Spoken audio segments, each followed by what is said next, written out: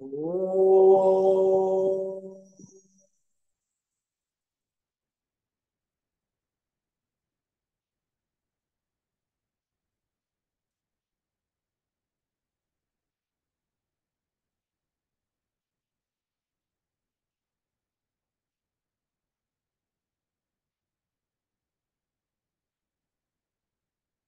ಹ ಆತ್ಮೀಯ ಸೋದರ ಸೋದರಿಯರೇ, ನಿನ್ನೆಯ ಕ್ಲಾಸ್ನಲ್ಲಿ ಕ್ಲೇಶಗಳು ಯಾವುವು ಅಂತಕ್ಕಂಥದ್ದು, ಕ್ಲೇಶಗಳು ಯಾವುವು ಅನ್ನೋದನ್ನ ವಿವರವಾಗಿ ಎಲ್ಲ ತಿಳ್ಕೊಂಡು, ಅದು 3ನೇ ಶ್ಲೋಕದಿಂದ 9ನೇ ಶ್ಲೋಕವರೆಗೂ ಕ್ಲೇಶಗಳು ಯಾವುವು ಅಂತಕ್ಕಂಥ ವಿವರಣೆಯನ್ನು ತಿಳ್ಕೊಂಡು, ಆ ಕ್ಲೇಶಗಳನ್ನ ನಿವಾರಣೆ ಮಾಡಿಕೊಳ್ಳುವುದು ಹಾಗೆ ಅಂತಕ್ಕಂಥದ್ದು ಇವತ್ತಿನ ದಿವಸ 10ನೇ ಶ್ಲೋಕದಿಂದ ಪ್ರಾರಂಭವಾಗಿ ಆಗುತ್ತದೆ. ಇಲ್ಲಿ ಈ ಶ್ಲೋಕ ಹೀಗಿದೆ. ಶ್ಲೋಕವೇನು ಸ್ವಲ್ಪನೇ ಇರೋದು, ಅದರ ವಿವರಣೆ ನೋಡಿದ್ರೆ ಎಷ್ಟು ಆಗುತ್ತಂದ್ರೆ ಅಷ್ಟು ಪೇಜುಗಳಿರುತ್ತೆ. ಹಂಗಿದೆ.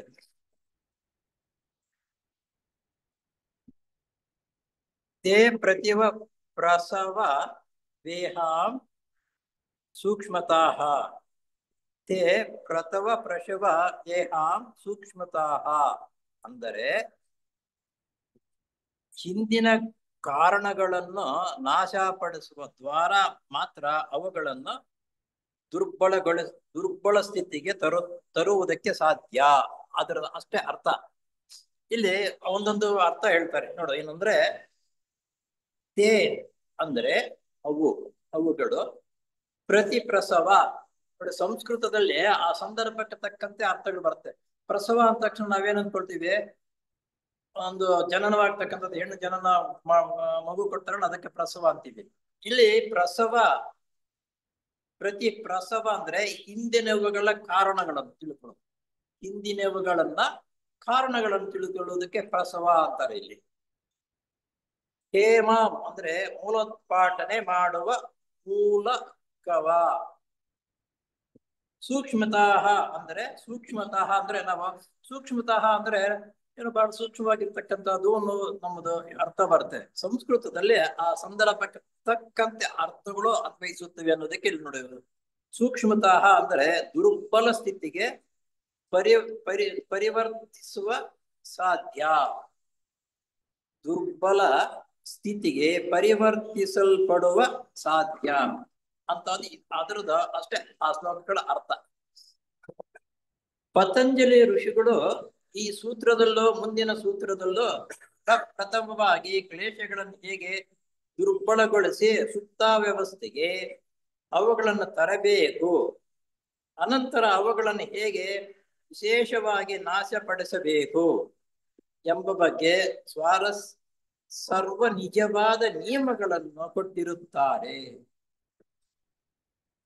ಪತಂಜಲಿ ಋಷಿಗಳು ಈ ಸೂತ್ರದಲ್ಲಿ ಮುಂದಿನ ಸೂತ್ರದಲ್ಲೂ ಪ್ರಥಮವಾಗಿ ಕ್ಲೇಶಗಳನ್ನು ಹೇಗೆ ದುರ್ಬಲಗೊಳಿಸಬೇಕು, ಈ ಕ್ಲೇಶಗಳು ಹಿಂದಿನ ತರಗತಿಯಲ್ಲಿ ತಿಳ್ಕೊಂಡವಲ್ಲ, ಅವನ್ನು ದುರ್ಬಲಗೊಳಿಸೋದು ಹಾಗೆ. ನೋಡಿ, ದುರ್ಬಲಗೊಳಿಸೋದು ಅಂದ್ರೆ ಯಾಕೆ, ಏನು ಅಂತಂದ್ರೆ, ಒಬ್ಬ ರಾಜನು ಇನ್ನೊಂದು ರಾಜ್ಯದ ಮೇಲೆ ದಂಡೆತ್ತಿ ಹೋಗ್ಬೇಕಾದ್ರೆ ಮೊಟ್ಟ ಮೊದಲು ಆ ದೇಶವನ್ನು ದುರ್ಬಲಗೊಳಿಸಬೇಕು. ಹಣಕಾಸಿನ ವ್ಯವಸ್ಥೆಗೆ ದುರ್ಬಲ, ಕುಡಿಯುವ ನೀರಿಗೆ ದುರ್ಬಲ ಮಾಡಬೇಕು. ಆಮೇಲೆ ವಿದ್ಯುತ್ ಶಕ್ತಿ ಅಂತ ಇದೆಯಲ್ಲ, ಅದನ್ನು ದುರ್ಬಲಗೊಳಿಸಿದಾಗ ಅವಾಗ ದುರ್ಬಲವಾಗ್ತಾರೆ. ನಂತರ ಆ ದೇಶದ ಮೇಲೆ ದಂಡೆತ್ತಿ ಹೋಗುವುದಕ್ಕೆ ಸುಲಭವಾಗುತ್ತೆ ಅಂತ ಅನ್ನೋದು. ಹಾಗೆ ಆ ದುರ್ಬಲವನ್ನು ಗೊಳಿಸಬೇಕು ಅಂತಕ್ಕಂಥದ್ದು ನಮ್ಮ ಈ ಹಿಂದಿನಿಂದನೂ ಯುದ್ಧ ಮಾಡುವಾಗ ರಾಜ ಮಹಾರಾಜಗಳು ಸಮೇತ ಮಾಡ್ತಾ ಇರತಕ್ಕಂಥದ್ದು. ಹಾಗೆ ನಮ್ಮಲ್ಲಿರ್ತಕ್ಕಂಥ ಕ್ಲೇಶಗಳನ್ನ ಅವುಗಳನ್ನು ದುರ್ಬಲಗೊಳಿಸಿದಾಗ ಅದನ್ನ ನಂತರ ದಿನೇ ದಿನ ಸರಿಪಡಿಸೋದಕ್ಕೆ ಸಾಧ್ಯವಾಗುತ್ತೆ ಅನ್ನೋದು ಇದು. ಅವುಗಳನ್ನು ತರಬೇಕು, ಅನಂತರ ಅವುಗಳನ್ನು ಹೇಗೆ ವಿಶೇಷವಾಗಿ ನಾಶಪಡಿಸಬೇಕು ಎಂಬ ಬಗ್ಗೆ ಸಾರ್ವಜನಿಕವಾದ ನಿಯಮಗಳನ್ನು ಕೊಟ್ಟಿರುತ್ತಾರೆ. ಅವುಗಳನ್ನು ದುರ್ಬಲಗೊಳಿಸುವುದಕ್ಕೆ ಹೇಗೆ ಮಾಡಬೇಕಂತ ಸಾರ್ವಜನಿಕವಾಗಿ ನಿಯಮಗಳನ್ನು ಕೊಟ್ಟಿರುತ್ತಾರೆ. ಒಂದು ನಿಯಮ, ಅದನ್ನು ದುರ್ಬಲಗೊಳಿಸಬೇಕಾದ್ರೆ ಈ ರೀತಿ ನಿಯಮವಾಗಿರಬೇಕು ಅಂತಕ್ಕಂಥದ್ನಾಗ, ನಮ್ಮ ಆರೋಗ್ಯವಂತನಾಗಿರ್ಬೇಕಾದ್ರೆ ಕೆಲವು ನಿಯಮಗಳಿದೆ. ಬೆಳಗ್ಗೆ ಎದ್ದೇಳಬೇಕು, ವಾಕಿಂಗ್ ಮಾಡ್ಬೇಕು, ಸ್ವಲ್ಪ ಎಕ್ಸರ್ಸೈಸ್ ಮಾಡ್ಬೇಕು. ಈ ರೀತಿ ದಿನಾಗ್ಲೂ ಈ ರೀತಿ ಮಾಡ್ತಾ ಇದ್ರೆ ನಾವು ದುರ್ಬಲವಾಗಲ್ಲ, ಅವಾಗ ತುಂಬಾ ದೃಢಕಾಯವಾಗ್ತದೆ. ಹಾಗೆ ಕೆಲವು ನಿಯಮಗಳನ್ನು ನಾವು ಪಾಲಿಸಬೇಕು ಅಂತ ಅನ್ನೋದು. ಮತ್ತು ಉದ್ವೇಗ ಪರಿಸ್ಥಿತಿಯಲ್ಲಿಯೂ ಇರುತ್ತವೆ. ಅವು ಉಲ್ಬಣ ವ್ಯವಸ್ಥೆಯಲ್ಲಿರುವಾಗ ಯಾವುದಾದರೂ ಯಾವುದು ಬೇಕಾದರೂ ಅವುಗಳನ್ನು ತಿಳಿದುಕೊಳ್ಳಬಹುದು. ಒಬ್ಬನು ಕೋಪ ಉದ್ರೇಕದಿಂದ ಸಂಯಮವನ್ನು ಕಳೆದುಕೊಂಡಿರುವಾಗ ಅದನ್ನು ಪತ್ತೆ ಹಚ್ಚುವುದು ಸುಲಭವಾಗುತ್ತದೆ. ಇದು ಕಾಮನ್ ಆಗಿ ಸ್ವಲ್ಪ ತಿಳುವಳಿಕೆ ಇರತಕ್ಕಂಥ ಮನುಷ್ಯನ ನೋಡಿದ ತಕ್ಷಣ ನಾನು ಕೋಪವಾಗಿದ್ದಾನ ಶಾಂತವಾಗಿದ್ದಾನ ಅಂತಕ್ಕಂಥ ತಿಳ್ಕೋಬಹುದು. ಆತನಿಗೆ ಅರಿವಾಗಿ ಆತನು ಕೋಪಗೊಳ್ಳದೆ ಪ್ರಶಾಂತತೆಯನ್ನು ಅಭ್ಯಾಸ ಮಾಡುತ್ತಾ ಬಂದಾಗ ಅದು ಸುಪ್ತ ವ್ಯವಸ್ಥೆಗೆ ಇಳಿಯುತ್ತದೆ. ಮೊದಲು ಕೋಪ ಬರುತ್ತೆ. ಆ ಕೋಪವನ್ನು ದಿನೇ ಕಡಿಮೆ ಮಾಡ್ಕೊಂತ ಬಂದಾಗ ಅದು ಏನಾಗುತ್ತೆ ಅಂದ್ರೆ ನಮ್ಮ ಕಣ್ಣಿಗೆ ಕಾಣದಿರ ಆ ಪರಿವರ್ತನೆ ಆಗಿರತಕ್ಕಂಥದ್ದು ಗೊತ್ತಾಗಲ್ಲ. ಆದ್ರೆ ಸುಪ್ತ ವ್ಯವಸ್ಥೆಗೆ ಅದು ಸೇರಿಕೊಳ್ಳುತ್ತದೆ. ದ್ವೇಷವು ಹೊರಗೆ ಕಾಣಿಸಿಕೊಳ್ಳುವಷ್ಟು ಪ್ರಬಲವಾಗಿಲ್ಲದಿದ್ದಾಗಿಯೂ ಅದರ ಬೀಜ ರೂಪವಾದ ವಾಸನೆಗಳು ಸುಪ್ತ ವ್ಯವಸ್ಥೆಯಲ್ಲಿ ಇರುತ್ತವೆ. ಇಲ್ಲಿ ನಮ್ಗೆ ಕೋಪವೇನು ಇಲ್ಲಪ್ಪ ನೋಡಿ ಶಾಂತವಾಗಿದ್ದೇನೆ ಕೋಪ ಮಾಡ್ಕೊಳ್ಳಲ್ಲ ಅಂತ ಅನಿಸುತ್ತೆ.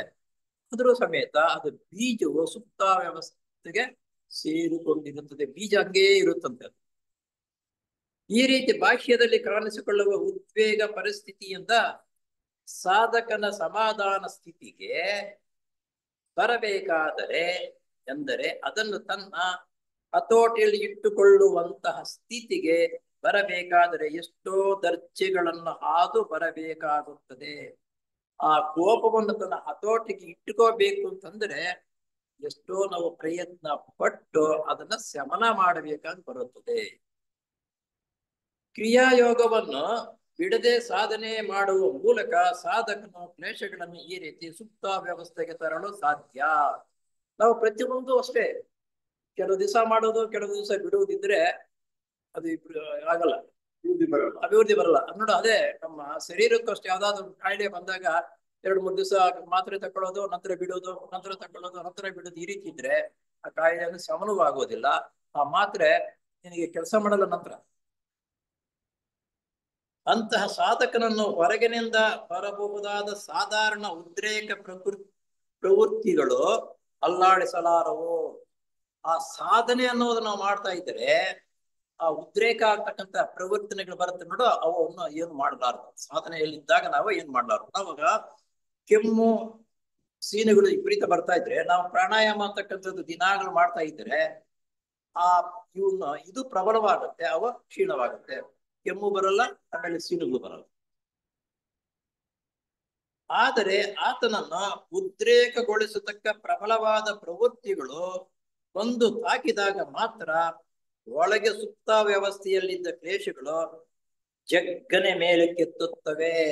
ಈ ರೀತಿ ಆಯ್ತಪ್ಪ, ನಾನು ಶಮನವಾಗಿದೆ, ನನ್ ಕೋಪ ಇಲ್ಲ, ನನ್ ವ್ಯವಸ್ಥೆ ಇದ್ದೀನಿ ಅಂತ ಅಂದ್ಕೊಳ್ತೀವಿ ಮೇಲ್ನೋಟ ಕೆಲವರು ಅಂತಾರೆ. ಆದ್ರೆ ಸುಪ್ತ ವ್ಯವಸ್ಥೆಯಲ್ಲಿ ಬೀಜ ರೂಪದಲ್ಲಿ ತನ್ನ ಒಳಗಡೆಗೆ ಇರುವಾಗ ಅದಕ್ಕೆ ಸಂದರ್ಭ ಬಂದಾಗ ಜಗ್ಗನೆ ಮೇಲಕ್ಕೆ ಎತ್ತಿ ಅದರ ಕೆಲಸ ಅದು ಮಾಡಕ್ಕೆ ಪ್ರಾರಂಭವಾಗುತ್ತದೆ ಅಂತ ಹೇಳ್ತಾರೆ. ಆದರೆ ಅಂತಹ ಸ್ಥಿತಿಯಿಂದ ಅವುಗಳನ್ನು ವಿಶೇಷವಾಗಿ ಮೂಲೋತ್ಪಾಟನೆ ಮಾಡಬೇಕಾದರೆ 2ನೇ ಅಂತಸ್ತಿನ ಕ್ಲೇಶಗಳ ಬೀಜಗಳನ್ನು ಸುಟ್ಟು ಹಾಕಬೇಕು. ಇದು ಸುಪ್ತ ವ್ಯವಸ್ಥೆಯಲ್ಲಿ ಇರ್ತಕ್ಕಂಥದ್ದು ಒಂದು. ಅವುಗಳನ್ನು ಪೂರ್ಣವಾಗಿ ಬೀಜಗಳನ್ನು ಸುಟ್ಟಾಕ್ಬೇಕು. ಬೀಜಗಳನ್ನು ಸುಟ್ಟಾಕಿದ್ರೆ ಮೊಳಕೆ ಬರಲ್ಲ ನಂತರ. ಹಾಗೆ ನಾವು ಸುಟ್ಟಾಕ್ಬೇಕು ಅಂತಂದ್ರೆ ಬೀಜವನ್ನು ಬೇಯಿಸಿದರೆ ಇಲ್ಲ ಬರಲ್ಲ ನಂತರ. ಹಾಗೆ ನಮ್ಮ ಕೋಪದ ಬೀಜ ಅಂತಕ್ಕಂಥದ್ದು ಒಳಗಡೆ ಇರ್ತಕ್ಕಂಥದ್ದು ಸುಟ್ಟಾಕ್ಬೇಕು. ಯಾಕೆ ಅಂತಂದರೆ ಅವು ಪುನಃ ಮೊಳಕೆ ಬರುವುದಕ್ಕೆ ಸಾಧ್ಯವಿಲ್ಲ. ಎಂದರೆ ಆತ್ಮವು ಪ್ರೇಮಾನಂದ ಗಣಿ. ಈ ಆತ್ಮ ಅಂತಕ್ಕಂಥದ್ದು ಪ್ರೇಮ ಆನಂದಗಳಿಗೆ ಗಣಿ ಅಂತಂದ್ರೆ ವಿಶೇಷವಾಗಿರುವುದು ಅಂತ ಅರ್ಥ. ಗಣಿ ಅಂದ್ರೆ ಸ್ಥಳ ಇರ್ತಕ್ಕಂಥದ್ದು ಆತ್ಮ. ಈ ಕ್ಲೇಶಗಳು ದೇಹ ಸ್ವಭಾವಕ್ಕೆ ಸೇರಿದವೇ ವಿನಃ ಆತ್ಮ ಸ್ವಭಾವಕ್ಕಲ್ಲ. ಈ ಕ್ಲೇಶಗಳು ನಮ್ಮ ದೇಹಕ್ಕೆ ಸಂಬಂಧಪಟ್ಟಿದ್ದುವೇ ಹೊರತು ಆತ್ಮಕ್ಕೂ ಅದಕ್ಕೆ ಏನು ಸಂಬಂಧವೇ ಇಲ್ಲ, ಯಾವುದು ಬೇಕಾಗಿಲ್ಲ. ಎಂಬ ಖಚಿತವಾದ ಅರಿವು ಎಚ್ಚರಿಕೆಗಳ ಮೂಲಕ ಅವುಗಳನ್ನು ಸುತ್ತುವಂತೆ ಆಗುತ್ತದೆ. ಆ ರೀತಿ ಎಚ್ಚರಿಕೆಯಿಂದ ನಾವು ಅದರ ಬಗ್ಗೆ ಗಮನವನ್ನು ಇಟ್ಟು ಆ ಕ್ಲೇಶಗಳನ್ನು ದುರ್ಬಲಗೊಳಿಸಿ ಪೂರ್ಣವಾಗಿ ನಾಶಪಡಿಸಿದಾಗ ಅವು ನಮ್ಮ ಹತ್ರಕ್ಕೆ ನಂತರ ಬರುವುದಿಲ್ಲ. ಕ್ಲೇಶಗಳನ್ನ ಬೀಜ ಸ್ಥಿತಿಗೆ ತರುವುದರಲ್ಲೇ 2 ದರ್ಜೆಗಳಿರುತ್ತವೆ.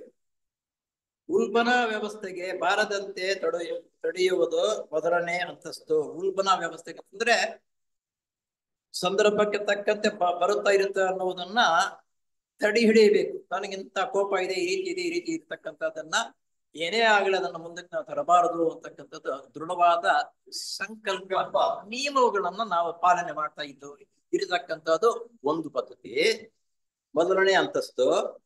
ಅನಂತರ ಅವುಗಳನ್ನು ಸುಲಭವಾಗಿ ಪ್ರಕೋಪಗೊಳಿಸದಂತಹ ಪ್ರಸ್ತುತ ಸ್ಥಿತಿಗೆ ಅವುಗಳನ್ನು ತಡೆದು ದಮನ ಮಾಡುವುದು. ಇನ್ನೊಂದು ಸಂದರ್ಭಕ್ಕೆ ತಕ್ಕಂತೆ ಅದು ಉಕ್ಕಿ ಬಂದರೆ ಅದು ಉಕ್ಕಿ ಬರುವುದಕ್ಕೆ ಮೊದಲೇ ಅದನ್ನ ದಮನ ಮಾಡುವುದು. ಆ ರೀತಿ ಮಾಡಿದರೆ 2 ರೀತಿಯಲ್ಲಿ ನಾವು ಅವುಗಳನ್ನ ಶಮನ ಮಾಡಬಹುದು. ಇವುಗಳಲ್ಲಿ ಮೊದಲನೇ ಅಂತಸ್ತಿಗೆ ಅವುಗಳನ್ನು ಪರಿವರ್ತಿಸಬಹುದು ಬಹುಮುಖ್ಯವಾದ ಪ್ರಯತ್ನವು. ಆದುದರಿಂದಲೇ ಇದನ್ನೇ ಪ್ರಥಮವಾಗಿ ಈ 10ನೇ ಸೂತ್ರದಲ್ಲಿ ಪತಂಜಲಿಗಳು ಪ್ರತಿಪಾದಿಸುತ್ತಾರೆ. ಈ 10ನೇ ಸೂತ್ರದಲ್ಲಿ ಅವುಗಳನ್ನು ಹೇಗೆ ದಮನ ಮಾಡಬೇಕು ಅಂತಕ್ಕಂಥದ್ದು ಪತಂಜಲಿಯವರು ಸೂತ್ರದಲ್ಲಿ ತೋರಿಸ್ತಾರೆ. 10ನೇ ಸೂತ್ರದಲ್ಲಿ 2ನೇ ದರ್ಜೆಗೆ ಸಂಬಂಧಪಟ್ಟ ಅವುಗಳನ್ನು ಪ್ರಸ್ತುತ ಸ್ಥಿತಿಗೆ ತರುವ ಸಾಧನವು ಮೊದಲನೇದಷ್ಟು ಕಷ್ಟಕರವಾದದ್ದು ಅಲ್ಲ. ಆದುದರಿಂದ ಪತಂಜಲಿಗಳು ಅದಕ್ಕೆ ಸಂಬಂಧಪಟ್ಟ ಸಾಧನವನ್ನು 11ನೇ ಸೂತ್ರದಲ್ಲಿ ವಿವರಿಸಿರುತ್ತಾರೆ.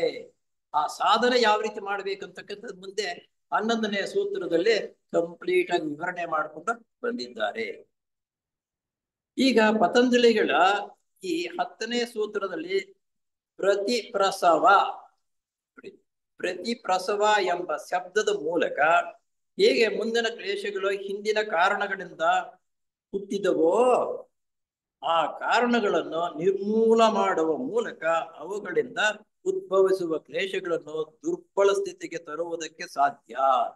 ಈ ಕೋಪ ತಾಪ ಅಂತಕ್ಕಂಥದ್ದು ಈಗಿನಿಂದ ಪ್ರಾರಂಭ ಬಂದಿರುವುದಲ್ಲ, ಹಿಂದಿನಿಂದ ಬಂದಿರತಕ್ಕಂಥದ್ದು. ಅದಕ್ಕೇನಂತಾರೆ ಅಂದ್ರೆ ಪ್ರತಿಪ್ರಸವ. ಹಿಂದೆ ಇದ್ದಿದ್ದು ಈಗ ನಂತರ ನಮಗೆ ಬರ್ತಾ ಇದೆಯಲ್ಲ, ಅದಕ್ಕಾಗಿ ಪ್ರತಿಪ್ರಸವ ಅಂತ ಅವರು ಆ ಪದವನ್ನು ಉಪಯೋಗಿಸ. ಅಲ್ಲದೆ ಅಂತ್ಯದಲ್ಲಿ ಅವುಗಳನ್ನು ಮೂಲೋತ್ಪಾಟನೆ ಮಾಡುವುದಕ್ಕೂ, ಅಂತ್ಯ ಅಂದ್ರೆ ಕಡೆಯಲ್ಲಿ ಮೂಲೋತ್ಪಾಟನೆ ಮಾಡುವುದಕ್ಕೂ ಇದೇ ಮಾರ್ಗವೇ ವಿಹಿತವಾದದ್ದು. ಇದೇ ಮಾರ್ಗ ವಿಹಿತವಾದದ್ದು ಅಂದ್ರೆ ಸರಿಯಾದದ್ದು, ಈ ಮಾರ್ಗವೇ ಸರಿಯಾದದ್ದಪ್ಪ ಎಂಬ ಅಂಶವನ್ನು ಸೂಚಿಸುತ್ತಾರೆ. ಉದಾಹರಣೆಗಾಗಿ ಅಭಿನಿವೇಶ ಅಂತಂದ್ರೆ ರಾಗದ್ವೇಷಾದಿಗಳನ್ನು, ಅಭಿನಿವೇಶ ಅಂತಂದ್ರೆ ರಾಗದ್ವೇಷಾದಿಗಳನ್ನು ನಾಶಪಡಿಸುವ ಮೂಲಕ ರಾಗದ್ವೇಷಗಳನ್ನು ಅಸ್ಮಿತಾ ಹೊರಗಿನ ವಿಷಯಗಳಲ್ಲಿನ ತದಾತ್ಮ ಭಾವನೆಯನ್ನು ನಾಶಪಡಿಸುವ ರಾಗದ್ವೇಷಾದಿಗಳನ್ನು ನಾಶಪಡಿಸುವ ಮೂಲಕ ರಾಗದ್ವೇಷಾದಿಗಳನ್ನು ಅಸ್ಮಿತಾ ಅಂದ್ರೆ ಹೊರಗೆ ತಳ್ತಕ್ಕಂಥದ್ದು ಮಾಡಿದಾಗ ಆ ತದಾತ್ಮ ಭಾವನೆಯನ್ನು ಅದಕ್ಕೆ ಕಾರಣವೋ ಮತ್ತು ಎಲ್ಲಕ್ಕೂ ಮೂಲ ಕಾರಣವಾದ, ಇವೆಲ್ಲದಕ್ಕೂ ಮೂಲ ಕಾರಣ ಯಾವುದಪ್ಪ ಅಂತಂದ್ರೆ ಅವಿದ್ಯೆ. ವಿದ್ಯಾವಂತನಾದ್ರೆ ಇದು ಯಾವ ರೀತಿ ಬರುತ್ತದೆ, ಹಾಗೆ ಇದು ಒಳ್ಳೇದು ಇದು ಕೆಟ್ಟದ್ದು ಅಂತ ಯೋಚನೆ ಮಾಡ್ತಕ್ಕಂಥದ್ದು ಸಾಮರ್ಥ್ಯ ವಿದ್ಯಾವಂತನಿಗಿರುತ್ತೆ. ಅವಿದ್ಯಾವಂತನಿಗೆ ಏನು ಇರಲ್ಲ. ಸಂದರ್ಭಕ್ಕೆ ತಕ್ಕಂತೆ ಕುಣಿಯುವುದು, ರೇಗಾಡುವುದು, ಕೂಗಾಡುವುದು ಈ ರೀತಿ ಇರುತ್ತದೆ. ಅವಿದ್ಯೆಯನ್ನು ತನ್ನ ಸ್ವರೂಪದ ಜ್ಞಾನವನ್ನು ಪಡೆಯುವ ಮೂಲಕ, ಅವಿದ್ಯೆಯನ್ನು ಸ್ವಸ್ವರೂಪ ತನ್ನಷ್ಟಕ್ಕೆ ತಾನೇ ತಿಳುವಳಿಕೆ ಪಡ್ಕೋಬೇಕಂತೆ. ಸ್ವಸ್ವರೂಪ ತಿಳುವಳಿಕೆ ಪಡೆದ ಮೇಲೆ ಮೂಲಕ ಮೂಲೋತ್ಪಾಟನೆ ಮಾಡಬಹುದು. ಇದನ್ನು ಸ್ಥೂಲ ದೇಹ ಪ್ರಜ್ಞಾ ಮಟ್ಟದಲ್ಲಿ ಸ್ವಲ್ಪ ಮಟ್ಟಿಗೆ ಸಾಧಿಸಬಹುದಾದರೂ ಕೈವಲ್ಯವನ್ನು ಯೋಗ ಸಾಧನೆಯ ಮೂಲಕ, ಅಂದರೆ ಆತ್ಮ ಸಾಕ್ಷಾತ್ಕಾರ ಮಾಡುವುದರ ಮೂಲಕ ಮಾತ್ರವೇ ಅವುಗಳನ್ನೆಲ್ಲ ವಿಶೇಷವಾಗಿ ಮೂಲೋತ್ಪಾಟನೆ ಮಾಡಬಹುದೆಂಬ ಅಂಶವು ಖಚಿತ. ಆತ್ಮ ಸಾಕ್ಷಾತ್ಕಾರ ಮಾಡಿಕೊಳ್ಳೋದು. ಆತ್ಮ ಸಾಕ್ಷಾತ್ಕಾರ ಅಂತಂದ್ರೆ ನಾವೆಲ್ಲ ಹುಟ್ಟುವುದು ಬೆಳೆಯುವುದು ಹುಟ್ಟು ಸಾವುಗಳೆಲ್ಲ ಆಗ್ತಾ ಇರಿ ಈ ಅನುಭವಗಳನ್ನು ಪಡೆದು ಆತ್ಮ ಸಾಕ್ಷಾತ್ಕಾರ ಮಾಡ್ಕೋಬೇಕಂತ ಹುಟ್ಟು ಸಾವುಗಳಿರ್ತಕ್ಕಂಥದ್ದು. ಒಂದ್ಸಲಿ ಹುಟ್ಟಿ ಇನ್ನೊಂದ್ಸಲ ಸತ್ತು ಇನ್ನೊಂದ್ಸಲ ಹುಟ್ಟಬೇಕಾದ್ರೆ ನಾವು ಸ್ವಲ್ಪ ಆದ್ರೂ ಮುಂದಕ್ಕೆ ಬಂದಿರ್ಬೇಕು. ಮುಂದಕ್ಕೆ ಅಂತಂದ್ರೆ ಜೀವನವನ್ನು ಹೆಂಗ್ ಮಾಡ್ಬೇಕು, ಯಾವ್ದು ನಿಜ ಯಾವ್ದು ಸುಳ್ಳು, ಯಾವ ರೀತಿ ಜೀವನ ಮಾಡ್ಬೇಕು ಅಂತಕ್ಕಂಥ ತಿಳ್ಕೊಂಡು ಒಂದು ಜನ್ಮದಿಂದ ಮತ್ತೊಂದು ಜನ್ಮಕ್ಕೆ ಬಂದಾಗ ಸ್ವಲ್ಪ ಅಭಿವೃದ್ಧಿ ಹೊಂದುತ್ತಾ ಯಾವ್ದಕ್ಕೆ ಹೋಗ್ತೀವಿ ಅವಾಗ ವಿಶೇಷವಾಗಿ ಮೂಲೋತ್ಪಾಟನೆ ಮಾಡಬಹುದು ಅಂಶವು ಖಚಿತ. ಏಕೆಂದರೆ ಅವು ಸಾಧಕನಲ್ಲಿ ಬೀಜ ರೂಪದಲ್ಲಿ ಇರುವವರಿಗೂ ಅಪಾಯ.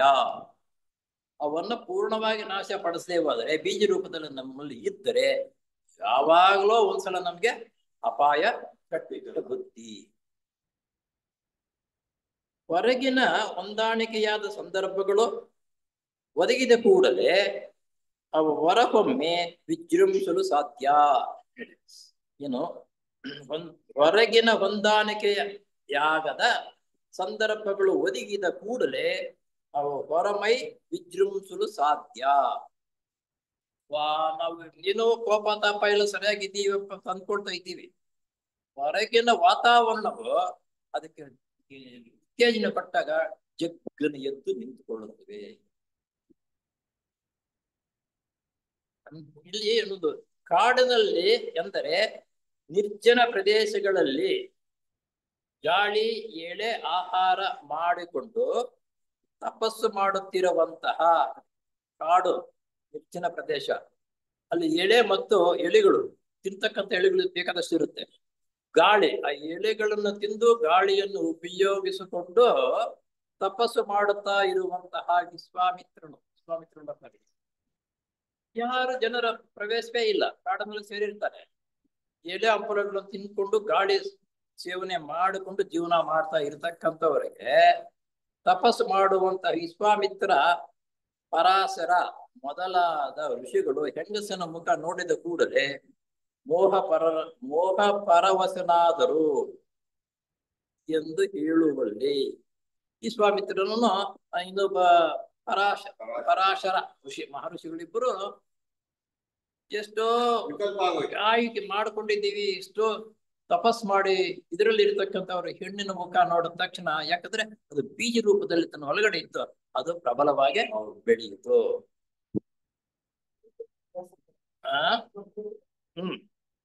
ಋಷಿಗಳು ಹೆಂಗಸಿನ ಮುಖ ನೋಡಿದ ಕೂಡಲೇ ಮೋಹಪರರಾದರು ಎಂದು ಹೇಳುವುದರಲ್ಲಿ ಇನ್ನು ಸಾಧಾರಣ ಜನರ ಪಾಡೇನೋ.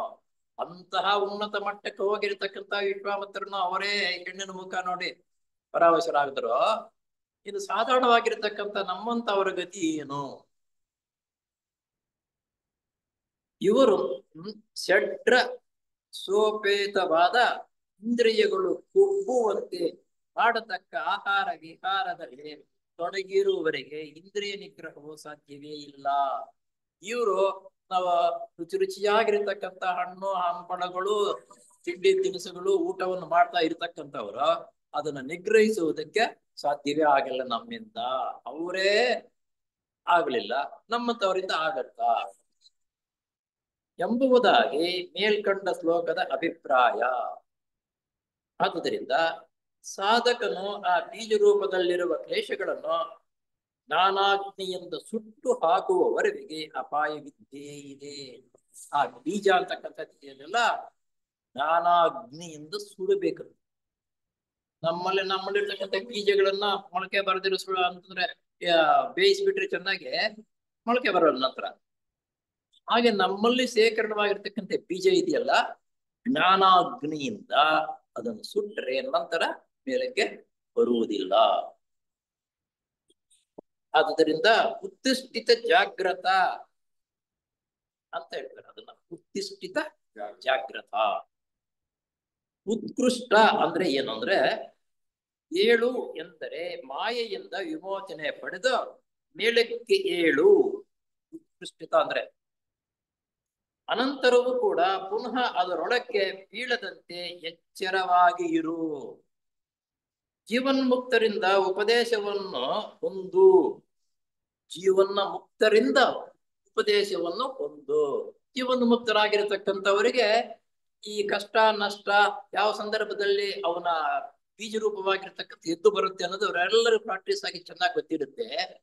ಅವುಗಳನ್ನು ದಮನ ಮಾಡಬೇಕಾದರೆ ನಿನ್ನ ಜೀವನವು ನಿನ್ನ ವ್ಯವಸ್ಥೆಯು ಯಾವ ರೀತಿ ಇರಬೇಕು ಅಂತಕ್ಕಂಥದ್ದು ಆ ಜೀವನ ಮುಕ್ತರು ನಮಗೆ ಬೋಧನೆ ಮಾಡಿದಾಗ ನಾವು ಸುಲಭವಾಗಿ ಮುಂದಕ್ಕೆ ಹೋಗಬಹುದು. ಕ್ಲೇಶಗಳನ್ನು ಬೀಜ ರೂಪಕ್ಕೆ ತಂದ ಮೇಲೆ ಅವುಗಳನ್ನು ಮೊಳೆಯದಂತೆ ಹೇಗೆ ಮಾಡುವುದು ಎಂಬ ಪ್ರಶ್ನೆ ಹೇಳುತ್ತದೆ. ಇದಕ್ಕೆ ಉತ್ತರವಾಗಿ ಪತಂಜಲಿಗಳು 4ನೇ ಅಧ್ಯಾಯದಲ್ಲಿ 30ನೇ ಶ್ಲೋಕದಲ್ಲಿ ವಿವರಣೆ ಬರುತ್ತೆ. ಮುಂದೆ ನೋಡೋಣ. 4ನೇ ಪಾದದ ಮೇಲ್ಕಂಡ 30ನೇ ಸೂತ್ರದ ಪ್ರಕಾರ ತತ್ವಶಃ ಕ್ಲೇಶ ಕರ್ಮ ಎಂದರೆ ಜೀವನ ಕರ್ತರಾದ ಮೇಲೆ, ಎಂದರೆ ಕೈವಲ್ಯವನ್ನು ಯೋಗಾಭ್ಯಾಸದಿಂದ ಸಾಧಿಸಿದ ಮೇಲೆ ಕ್ಲೇಶ ಮತ್ತು ಕರ್ಮಗಳಿಂದ ಪೂರ್ತ ಬಿಡುಗಡೆ ಲಭ್ಯವಾಗುತ್ತದೆ. ಕ್ಲೇಶ ಪೂರ್ಣವಾಗಿ ಬಿಡುಗಡೆ ಆಗುತ್ತದೆ ಎಂದು ಅಭಿಪ್ರಾಯ ಪಡುತ್ತಾರೆ. ಇಷ್ಟು 10ನೇ ಶ್ಲೋಕ. 11ನೇದು ಧ್ಯಾನ ಅಂದ್ರೆ ಮನಸ್ಸನ್ನು ಏಕಾಗ್ರಪಡಿಸತಕ್ಕಂಥ ಮೂಲ. ಹೇಮ ಅನಿಷ್ಟವಾದ ತತ್ವೃತ್ತವು ಕ್ಲೇಶ ಪ್ರವೃತ್ತಿಗಳನ್ನು ದಮನ ಮಾಡುವುದೇ ಸಾಧ್ಯ. ಧ್ಯಾನ ಹೇ ವಾಸ್ತವೇ ಉಂತಾಶಃ ಶ್ಲೋಕ. ಅಷ್ಟೇ ಆ ಶ್ಲೋಕ ಸ್ವಲ್ಪನೇ ಇರೋದು. ಮುಂದೇನು ಬರುತ್ತಂದ್ರೆ ಧ್ಯಾನ ಅಂದ್ರೆ ಮನಸ್ಸನ್ನು ಏಕಾಗ್ರ ಮಾಡಿ ಚಿಂತಿಸುವ ಮೂಲಕ. ಧ್ಯಾನ ಅಂತಂದ್ರೆ ಏನೋ ಏನೋ ನೋಡ್ಕೊಳ್ತೀವಿ. ಮನಸ್ಸನ್ನು ಏಕಾಗ್ರವಾಗಿ ನಿಲ್ಲಿಸಿ ಚಿಂತನೆ ಮಾಡತಕ್ಕಂಥದಕ್ಕೆ ಧ್ಯಾನ ಮೂಲಕ. ಹೇಮ ಅನಿಷ್ಟವಾದ ತತ್ ಅಂದ್ರೆ ವೃತ್ತಯ ಕ್ಲೇಶಗಳ ಪ್ರವೃತ್ತಿಗಳನ್ನು ದಮನ ಮಾಡುವುದಕ್ಕೆ ಸಾಧ್ಯ. ಈ ಸೂತ್ರದಲ್ಲಿ ಧ್ಯಾನ ಎಂಬ ಸಾಧನೋಪಾಯವನ್ನು ಒತ್ತಿ ಹೇಳಿದೆ. ಇಲ್ಲಿ ಧ್ಯಾನದ ಮೂಲಕ ಮನಸ್ಸಿನ ಜಾಗೃತಿಯನ್ನು ಹೆಚ್ಚಿಸಿಕೊಂಡು ಧ್ಯಾನ ಮಾಡ್ತಾ ಇರೋ ಪ್ರತಿನಿತ್ಯ ನಾವು ಬೆಳೆದಿರ ಮಾಡ್ತಾ ಇದ್ರೆ ಮನಸ್ಸಿನ ಪ್ರವೃತ್ತಿಯನ್ನ ಹೆಚ್ಚಿಸಿಕೊಳ್ಳಬಹುದು. ಜಾಗೃತಿ, ಮನಸ್ಸಿನ ಜಾಗೃತಿ ಮತ್ತು ಪ್ರವೃತ್ತಿ ಎಲ್ಲವನ್ನ ಹೆಚ್ಚಿಸ್ಕೋಬಹುದು. ಆ ಎಚ್ಚರದ ಬೆಳಕಿನಲ್ಲಿ ಜೀವಿತಕ್ಕೆ ಸಂಬಂಧಪಟ್ಟ ಸಂಯಮವನ್ನು ಅನುಷ್ಠಾನ ಮಾಡಬೇಕು. ಜೀವಿತಕ್ಕೆ ಸಂಬಂಧಪಟ್ಟ ಸಂಯಮವನ್ನು ಅನುಷ್ಠಾನ ಮಾಡಬೇಕು. ಅದ್ರ ಅನುಷ್ಠಾನ ಅಂತಂದ್ರೆ ಹೇಳಿದಂತೆ ನಡ್ಕೋಬೇಕು ಜೀವನದಲ್ಲಿ. ಕ್ಲೇಶಗಳನ್ನು ಸದ್ಯದ ಉದ್ಬಣ ಸ್ಥಿತಿಯಿಂದ ದುರ್ಬಲ ಸ್ಥಿತಿಗೆ ಅವುಗಳನ್ನು ಪರಿವರ್ತಿಸಬೇಕಾದರೆ ಕ್ರಿಯಾಯೋಗದ 3 ಅಂಗಗಳಾದ ಸ್ವಾಧ್ಯಾಯ, 3 ಅಂಗಗಳು ಯಾವ್ಯಾವಪ್ಪ ಅಂತಾರೆ ಸ್ವಾಧ್ಯಾಯ, ತಪಸ್ಸು ಮತ್ತು ಈಶ್ವರ ಪ್ರಣಿಧಾನ. ಈ 3 ನಾವು ತಿಳ್ಕೋಬೇಕು. ಈ 3 ಸಾಧನಗಳು ಅವಶ್ಯಕ. ಸ್ವಾಧ್ಯಾಯದಿಂದ ತಮ್ಮಲ್ಲಿರುವ ಲೋಪದೋಷಗಳ ಅರಿವು ಉಂಟಾಗುತ್ತದೆ. ಸ್ವ ಅಧ್ಯಾಯ ಮಾಡುವುದರಿಂದ ನಮ್ಮಲ್ಲಿರ್ತಕ್ಕಂಥ ಲೋಪದೋಷಗಳು ಏನಿದೆ ಅಂತಕ್ಕಂಥ ಅರಿವು ನಮಗೆ ಗೊತ್ತಾಗುತ್ತೆ. ಧ್ಯಾನ ಮತ್ತು ಈಶ್ವರ ಪ್ರಣಿಧಾನದ ಮೂಲಕ ಲೋಪಗಳನ್ನು ಭರ್ತಿ ಮಾಡುವುದಕ್ಕೂ, ಎಂದರೆ ಇಲ್ಲದೆ ಇರುವ ಸದ್ಗುಣ ಮತ್ತು ಶಕ್ತಿ ಸಾಮರ್ಥ್ಯಗಳನ್ನು ಬೆಳೆಸಿಕೊಳ್ಳುವುದಕ್ಕೂ, ಇರುವ ದೋಷಗಳಿಗೆ ವಿರೋಧವಾದ ಸದ್ಗುಣ ಮತ್ತು ಸದ್ಭಾವನೆಗಳನ್ನು ಬೆಳೆಸಿಕೊಳ್ಳುವುದಕ್ಕೂ ಸ್ಫೂರ್ತಿ ಬರುತ್ತದೆ. ತಪಸ್ಸಿನ ಮೂಲಕ ಅವುಗಳನ್ನು ಕಾರ್ಯರೂಪಕ್ಕೆ ತರಲು ಸಾಧ್ಯವಾಗುತ್ತದೆ. ತಪಸ್ ಮಾಡ್ತಾ ಇರುವುದರಿಂದ ನಾವು ತಿಳ್ಕೊಂಡಿರ್ತಕ್ಕಂಥ ವಿಷಯಗಳನ್ನ ತಪಸ್ ಮಾಡ್ತಾ ಇರೋದ್ರಿಂದ ಕಾರ್ಯರೂಪಕ್ಕೆ ತರಬಹುದು. ನಾವು ಸುಳ್ಳು ಹೇಳಬಾರ್ದು ಅಂತ ಹೇಳ್ತೀವಿ, ತಿಳ್ಕೊಂಡಿರ್ತೀವಿ. ತಪಸ್ ಮಾಡುವುದರಿಂದ ಅದನ್ನ ಕಾರ್ಯರೂಪಕ್ಕೆ ತರ್ತೀವಿ. ಸುಳ್ಳು ಹೇಳಿದಿರಾ, ಕಳ್ತನ ಮಾಡಿದಿರಿ ಇರ್ತಕ್ಕಂಥದ್ದು ಇವನ್ನು ಕಾರ್ಯರೂಪದಲ್ಲಿ ತರುತ್ತೇವೆ. ಇವುಗಳಲ್ಲಿ ಧ್ಯಾನವು ಪ್ರಾಮುಖ್ಯವಾದದ್ದು, ಬಹಳ ಮುಖ್ಯ. ಎಲ್ಲದಕ್ಕೂ ಆಧ್ಯಾತ್ಮ ಜೀವನ ನಡೆಸಬೇಕು ಅಂತಕ್ಕಂಥವನು ಧ್ಯಾನ ಅಂತಕ್ಕಂಥದ್ದು ಬಹಳ ಮುಖ್ಯವಾಗಿರತಕ್ಕಂತಹ ಸಂಗತಿ. ಕಳ್ಕೋಬೇಕು. ಅದು ಜೀವಿತಕ್ಕೆ ಸಂಬಂಧಪಟ್ಟ ಗಾಢವಾದ ಸಮಸ್ಯೆಗಳನ್ನು ಬಗೆಹರಿಸಲು ಅವಶ್ಯಕವಾದ ಬೆಳಕನ್ನು ನೀಡುತ್ತದೆ. ಧ್ಯಾನ ಮಾಡ್ತಾ ಇರುವುದರಿಂದ ನಮ್ಮ ಜೀವಿತಕ್ಕೆ ಬೇಕಾಗಿರತಕ್ಕಂಥ ಬೆಳಕನ್ನು ನೀಡುತ್ತೆ. ಬೆಳಕು ಅಂದ್ರೆ ನಮಗೆ ತಿಳುವಳಿಕೆ ನೀಡುತ್ತದೆ. ಅಲ್ಲದೆ ಮನಸ್ಸಿನ ಹಳೆಯ ಜಾಡಗಳನ್ನು ತಿದ್ದಿ, ಹಳೆಯ ಜಾಡಗಳು ನಮ್ಮ ಹಿಂದಿನ ಕರ್ಮದಿಂದ ಬಂದಿರತಕ್ಕಂಥದ್ದು ಇದೆ, ಅದನ್ನ ತಿದ್ದುತ್ತದೆ. ಇಂಥ ಕೆಲಸ ನೀನ್ ಮಾಡ್ತಾ ಇದ್ದೀವಿ, ತಪ್ಪು, ಸರಿಪಡಿಸ್ಕೊ ಅಂತಕ್ಕಂಥ ಸಾಮರ್ಥ್ಯ ತಿದ್ದುತಕ್ಕಂಥದ್ದು ಎರಡು ನಮ್ಮಲ್ಲಿ ಧ್ಯಾನ ಮಾಡೋದ್ರಿಂದ ಬೆಳವಣಿಗೆ ಆಗುತ್ತೆ. ಉತ್ತಮ ಪ್ರವೃತ್ತಿಗಳನ್ನು ಬೆಳೆಸುವ ಮನಸ್ಸಿನ ಶ್ರುತಿಯನ್ನು ಉನ್ನತ ಮಟ್ಟಕ್ಕೆ ಏರಿಸುತ್ತದೆ. ಬರೀ ಪ್ರಾಂತಿಕವಾದ ಆತ್ಮ ಸಂಯಮಕ್ಕೆ ಸಂಬಂಧಪಟ್ಟ ಶಿಸ್ತುಗಳಿಂದ ಅಷ್ಟಾಗಿ ಪ್ರಯೋಜನವಾಗುವುದಿಲ್ಲ. ಬರೀ ಶಿಸ್ತಾಗಿದ್ದರೆ ಆಚರಣೆ ಇಲ್ಲದೆ ಹೋದ್ರೆ ಅದು ಪ್ರಯೋಜನ ಆಗಲ್ಲ. ಶಿಸ್ತು ಇರಬೇಕು, ಆಚರಣೆನೂ ಬಹಳ ಮುಖ್ಯ. ಮನಸ್ಸಿನ ಜಾಗರೂಕತೆಯು ಧ್ಯಾನದಿಂದ ಲಭಿಸುತ್ತದೆ. ಮನಸ್ಸಿಗೆ ಜಾಗ್ರತೆ ಧ್ಯಾನದಿಂದ ಲಭಿಸುತ್ತದೆ. ಆದುದರಿಂದ ಧ್ಯಾನವು ಬಹು ಮುಖ್ಯವಾದ ಸಾಧನವು, ಬಹಳ ಮುಖ್ಯವಾಗಿರತಕ್ಕಂಥ ಸಾಧನ ಧ್ಯಾನವು. ಮೇಲ್ಕಂಡ ಸಾಧಕನ ಮೂಲಕ ಸಾಧಕನು ತನ್ನ ಕ್ಲೇಶಗಳನ್ನು ಅವುಗಳ ಉಲ್ಬಣ ಪರಿಸ್ಥಿತಿಯಿಂದ ಸೂಕ್ಷ್ಮ ಸ್ಥಿತಿಗೆ ತರಬಹುದು. ಉಲ್ಬಣ ಅಂದ್ರೆ ದೊಡ್ಡದಾಗಿರ್ತಕ್ಕಂಥದ್ದು ಸೂಕ್ಷ್ಮತನಕ್ಕೆ ತರಬಹುದು. ಆದರೆ ಅವುಗಳ ಸಂಸ್ಕಾರವು ಬೀಜ ರೂಪವಾಗಿ ಇದ್ದೇ ಇರುತ್ತದೆ. ನಾವೆಷ್ಟು ಪ್ರಯತ್ನ ಪಟ್ಟು ಇದ್ದರೂ ಸಮೇತ ಹೋಯ್ತು ಪರವಾಗಿಲ್ಲಪ್ಪ ಅಂದ್ರೂ ಅದು ಬೀಜ ರೂಪದಲ್ಲಿ ಸೇರ್ಕೊಂಡಿದ್ದೇ ಇರುತ್ತದೆ. ಅಲ್ಲದೆ ಕ್ಲೇಶಗಳಿಗೆ ನಾನಾ ಮುಖಗಳಿರುತ್ತವೆ. ಕ್ಲೇಶಗಳಿಗೆ ನಾನಾ ಮುಖಗಳು. ಸುಳ್ಳು ಹೇಳ್ತಕ್ಕಂಥವನಿಗೆ ನಾನಾ ಮುಖಗಳಿರುತ್ತೆ. ಎಷ್ಟು ಯಾವ ಸಂದರ್ಭಕ್ಕೆ ಏನ್ ಮಾತನಾಡ್ಬೇಕು, ಹೇಗೆ ಹೇಳ್ಬೇಕು ಅಂತಕ್ಕಂಥದ್ದು ನಾನಾ ರೀತಿಯಲ್ಲಿ ಅವನಿಗೆ ಮುಖಗಳ ರೀತಿಯಲ್ಲಿ ಕೆಲಸ ಮಾಡ್ತಾನೆ ಸುಳ್ಳು ಹೇಳ್ತಕ್ಕಂಥವ್ರು. ಅದೇ ನಿಜ ಹೇಳ್ತಕ್ಕಂಥವ್ರಿಗೆ ಏನಿಷ್ಟು ಮುಖಗಳಿಲ್ಲ, ಒಂದಿರೋದು ಒಂದೇ. ಅವುಗಳ ಒಂದು ಮುಖವನ್ನು ಪತ್ತೆ ಹಚ್ಚಿ ದಮನ ಮಾಡಿದರೆ ಅವು ಮತ್ತೊಂದು ಮುಖದಲ್ಲಿ ತಲೆ ಎತ್ತಬಹುದು. ಉದಾಹರಣೆಗಾಗಿ ಸ್ವಾರ್ಥವನ್ನು ಮೂಲೋತ್ಪಾಟನೆ ಮಾಡಬೇಕು. ಇದು ಬಹಳ ಮುಖ್ಯವಾಗಿರ್ತಕ್ಕಂಥ ಸ್ವಾರ್ಥ. ಎಷ್ಟು ಜನ ಇದ್ರು ಯಾರು ಹೇಳೋದ್ರೆ ಏನು ನಮ್ಗೇನು, ನಾನು ಚೆನ್ನಾಗಿದ್ರೆ ಸಾಕು ಅಂತಕ್ಕಂಥದ್ದೇ ಸ್ವಾರ್ಥ ಎಂಬುದಾಗಿ ಒಬ್ಬ ಸಾಧಕನು ಪ್ರಯತ್ನಿಸುತ್ತಾನೆ ಅಂತ ಇಟ್ಟುಕೊಳ್ಳೋಣ. ಆಗ ಆತನು ಸೇವಾ ಕಾರ್ಯಗಳಲ್ಲಿ ಆಸಕ್ತಿ ವಹಿಸಬಹುದು. ಸ್ವಾರ್ಥ ಇರ್ತಕ್ಕಂಥವನು 4 ಜನರು ಬಂದಾಗ ಸೇವಾ ಕಾರ್ಯದಲ್ಲಿ ಆಸಕ್ತಿಯಿಂದ ಸೇವೆ ಮಾಡ್ತಾನೆ ಇರ್ತಾರೆ. ಆದರೆ ಆಗಲೂ ಕೂಡ ಆ ಸೇವಾ ಕಾರ್ಯದ ಮೂಲಕ ತನಗೆ ಒಳ್ಳೆಯ ಕೀರ್ತಿ ಬರುತ್ತದೆ ಎಂಬ ಆಸೆಯು ಸೂಕ್ಷ್ಮವಾಗಿ ಕಾದಿರುತ್ತಾನೆ. ಈ ಸೇವೆ ಮಾಡ್ತಕ್ಕಂಥವನು ಎಲ್ಲರೂ ನೋಡಿ ನನ್ನನ್ನು ಹೊಗಳುತ್ತಾರೆ ಅಂತಕ್ಕಂಥದ್ದು ಮನೋಭಾವನೆ ಇಟ್ಟುಕೊಂಡು ಆ ಸೇವೆ ಮಾಡ್ತಾ ಇರ್ತಾರೆ. ಹೀಗೆ ಪ್ರತಿಯೊಂದು ಕ್ಲೇಶವೂ ಕೂಡ ಅನೇಕ ಮಾರ್ಗಗಳಲ್ಲಿ ತಲೆ ಎತ್ತಲು ಅವಕಾಶವಿರುತ್ತದೆ. ಏನು ಒಂದಲ್ಲ ಒಂದು ಹೋಯ್ತು ಅಂತಂದ್ರೆ ಇನ್ನೊಂದು ರೀತಿಯಲ್ಲಿ ತಲೆ ಎತ್ತೋದು. ಹೀಗೆ ಕ್ಲೇಶಗಳು ಒಂದು ರೀತಿ ನಾವು ತಪ್ಪಿಸ್ಕೊಂಡ್ರೆ ಇನ್ನೊಂದು ರೀತಿಯಲ್ಲಿ ಮುಂದಕ್ಕೆ ಬರ್ತಾ ಇರುತ್ತವೆ.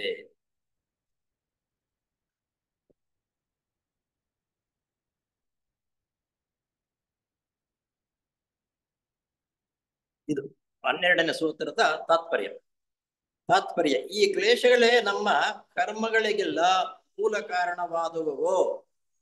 ಈ ಕ್ಲೇಶಗಳಿದೆಯಲ್ಲ, ಇವೇ ನಮಗೆ ಮೂಲ ಕಾರಣಗಳು. ಈ ಕರ್ಮಗಳ ಫಲಗಳನ್ನು ಜನ್ಮಾಂತರಗಳಲ್ಲಿ ಅನುಭವಿಸಬೇಕಾಗುತ್ತದೆ. ಈ ಕರ್ಮದ ಫಲಗಳು ಒಂದೇ ಜನ್ಮದಲ್ಲಿ ಅನುಭವಿಸೋದಕ್ಕಾಗಲ್ಲ, ಜನ್ಮಾಂತರಗಳಲ್ಲಿ ಅನುಭವಿಸಬೇಕಾಗಿ ಬರುತ್ತದೆ. ಪತಂಜಲಿಗಳು ಸೂತ್ರ 12, 13, 14 ಈ 3ರಲ್ಲಿ ಕ್ಲೇಶಗಳಿಂದ ಹುಟ್ಟುವ ಕರ್ಮಗಳು ಮತ್ತು ಅವುಗಳನ್ನು ಅನುಭವಿಸಬೇಕಾದ ಜನ್ಮಾಂತರಗಳು. ನಮ್ಮ ಕರ್ಮಗಳಿದೆಯಲ್ಲ, ಈ ಕರ್ಮಗಳನ್ನು ಅನುಭವಿಸುವುದಕ್ಕಾಗಿ ಜನ್ಮಗಳು ಬರುವುದು. ಕರ್ಮಗಳು ಸೌದೈತಿ ಏನಿಲ್ಲ ಅಂದ್ರೆ ಒಂದು ಜನ್ಮ ಹುಟ್ಟಬೇಕಾಗಿಲ್ಲ, ಕೆಲಸ ಇಲ್ಲ. ಅವುಗಳಿಗೆ ಸಂಬಂಧಪಟ್ಟ ಸಾರಭೂತವಾದ ನಿಯಮಗಳನ್ನು ಸ್ಪಷ್ಟಪಡಿಸಿರುತ್ತಾರೆ. ನೋಡಿ, ನಮ್ಮ ಕರ್ಮಕ್ಕೆ ತಕ್ಕಂತೆ ಅವನು ಕರ್ಮಗಳನ್ನು ಸವಿಯುವುದಕ್ಕಾಗಿ ಜನ್ಮಗಳನ್ನು ಕೊಟ್ಟು ಆ ಕರ್ಮಗಳು ಸವಿಯುವುದಕ್ಕೆ ಏನು ಏರ್ಪಾಟು ಮಾಡ್ತಾರೆ. ಕರ್ಮದೇವತೆಗಳು ಕೊಟ್ಟು ಕೊಡ್ತಕ್ಕಂಥ ಕೆಲಸ ಅದೇ ಅದು. ನಾವು ನಮ್ಮ ಯೋಚನೆ, ಭಾವನೆ ಮತ್ತು ಕೆಲಸಗಳ ಮೂಲಕ ಕರ್ಮವನ್ನು ಮಾಡುತ್ತಲೇ ಇರುತ್ತೇವೆ. ಕರ್ಮ ಮಾಡೋದಕ್ಕೆ ಬಂಡವಾಳ ಇದು. ಯಾವುದು ಬಂಡವಾಳ? ಯೋಚನೆಗಳು, ಭಾವನೆಗಳು, ಕೆಲಸಗಳು. ಯೋಚನೆ, ಭಾವನೆ, ಕೆಲಸ, ಇದು ಬಂಡವಾಳ. ಸತ್ವಾದ ಬಂಡವಾಳ. ಇದನ್ನ ಮೂಲಕ ಕರ್ಮವನ್ನು ಮಾಡುತ್ತಲೇ ಇರುತ್ತೇವೆ. ಹಿಂದಿನ ಕರ್ಮ ಫಲಗಳನ್ನು ಅನುಭವಿಸುವ ಮೂಲಕ ಹೊಸ ಕರ್ಮಗಳನ್ನು ಮಾಡುತ್ತೇವೆ.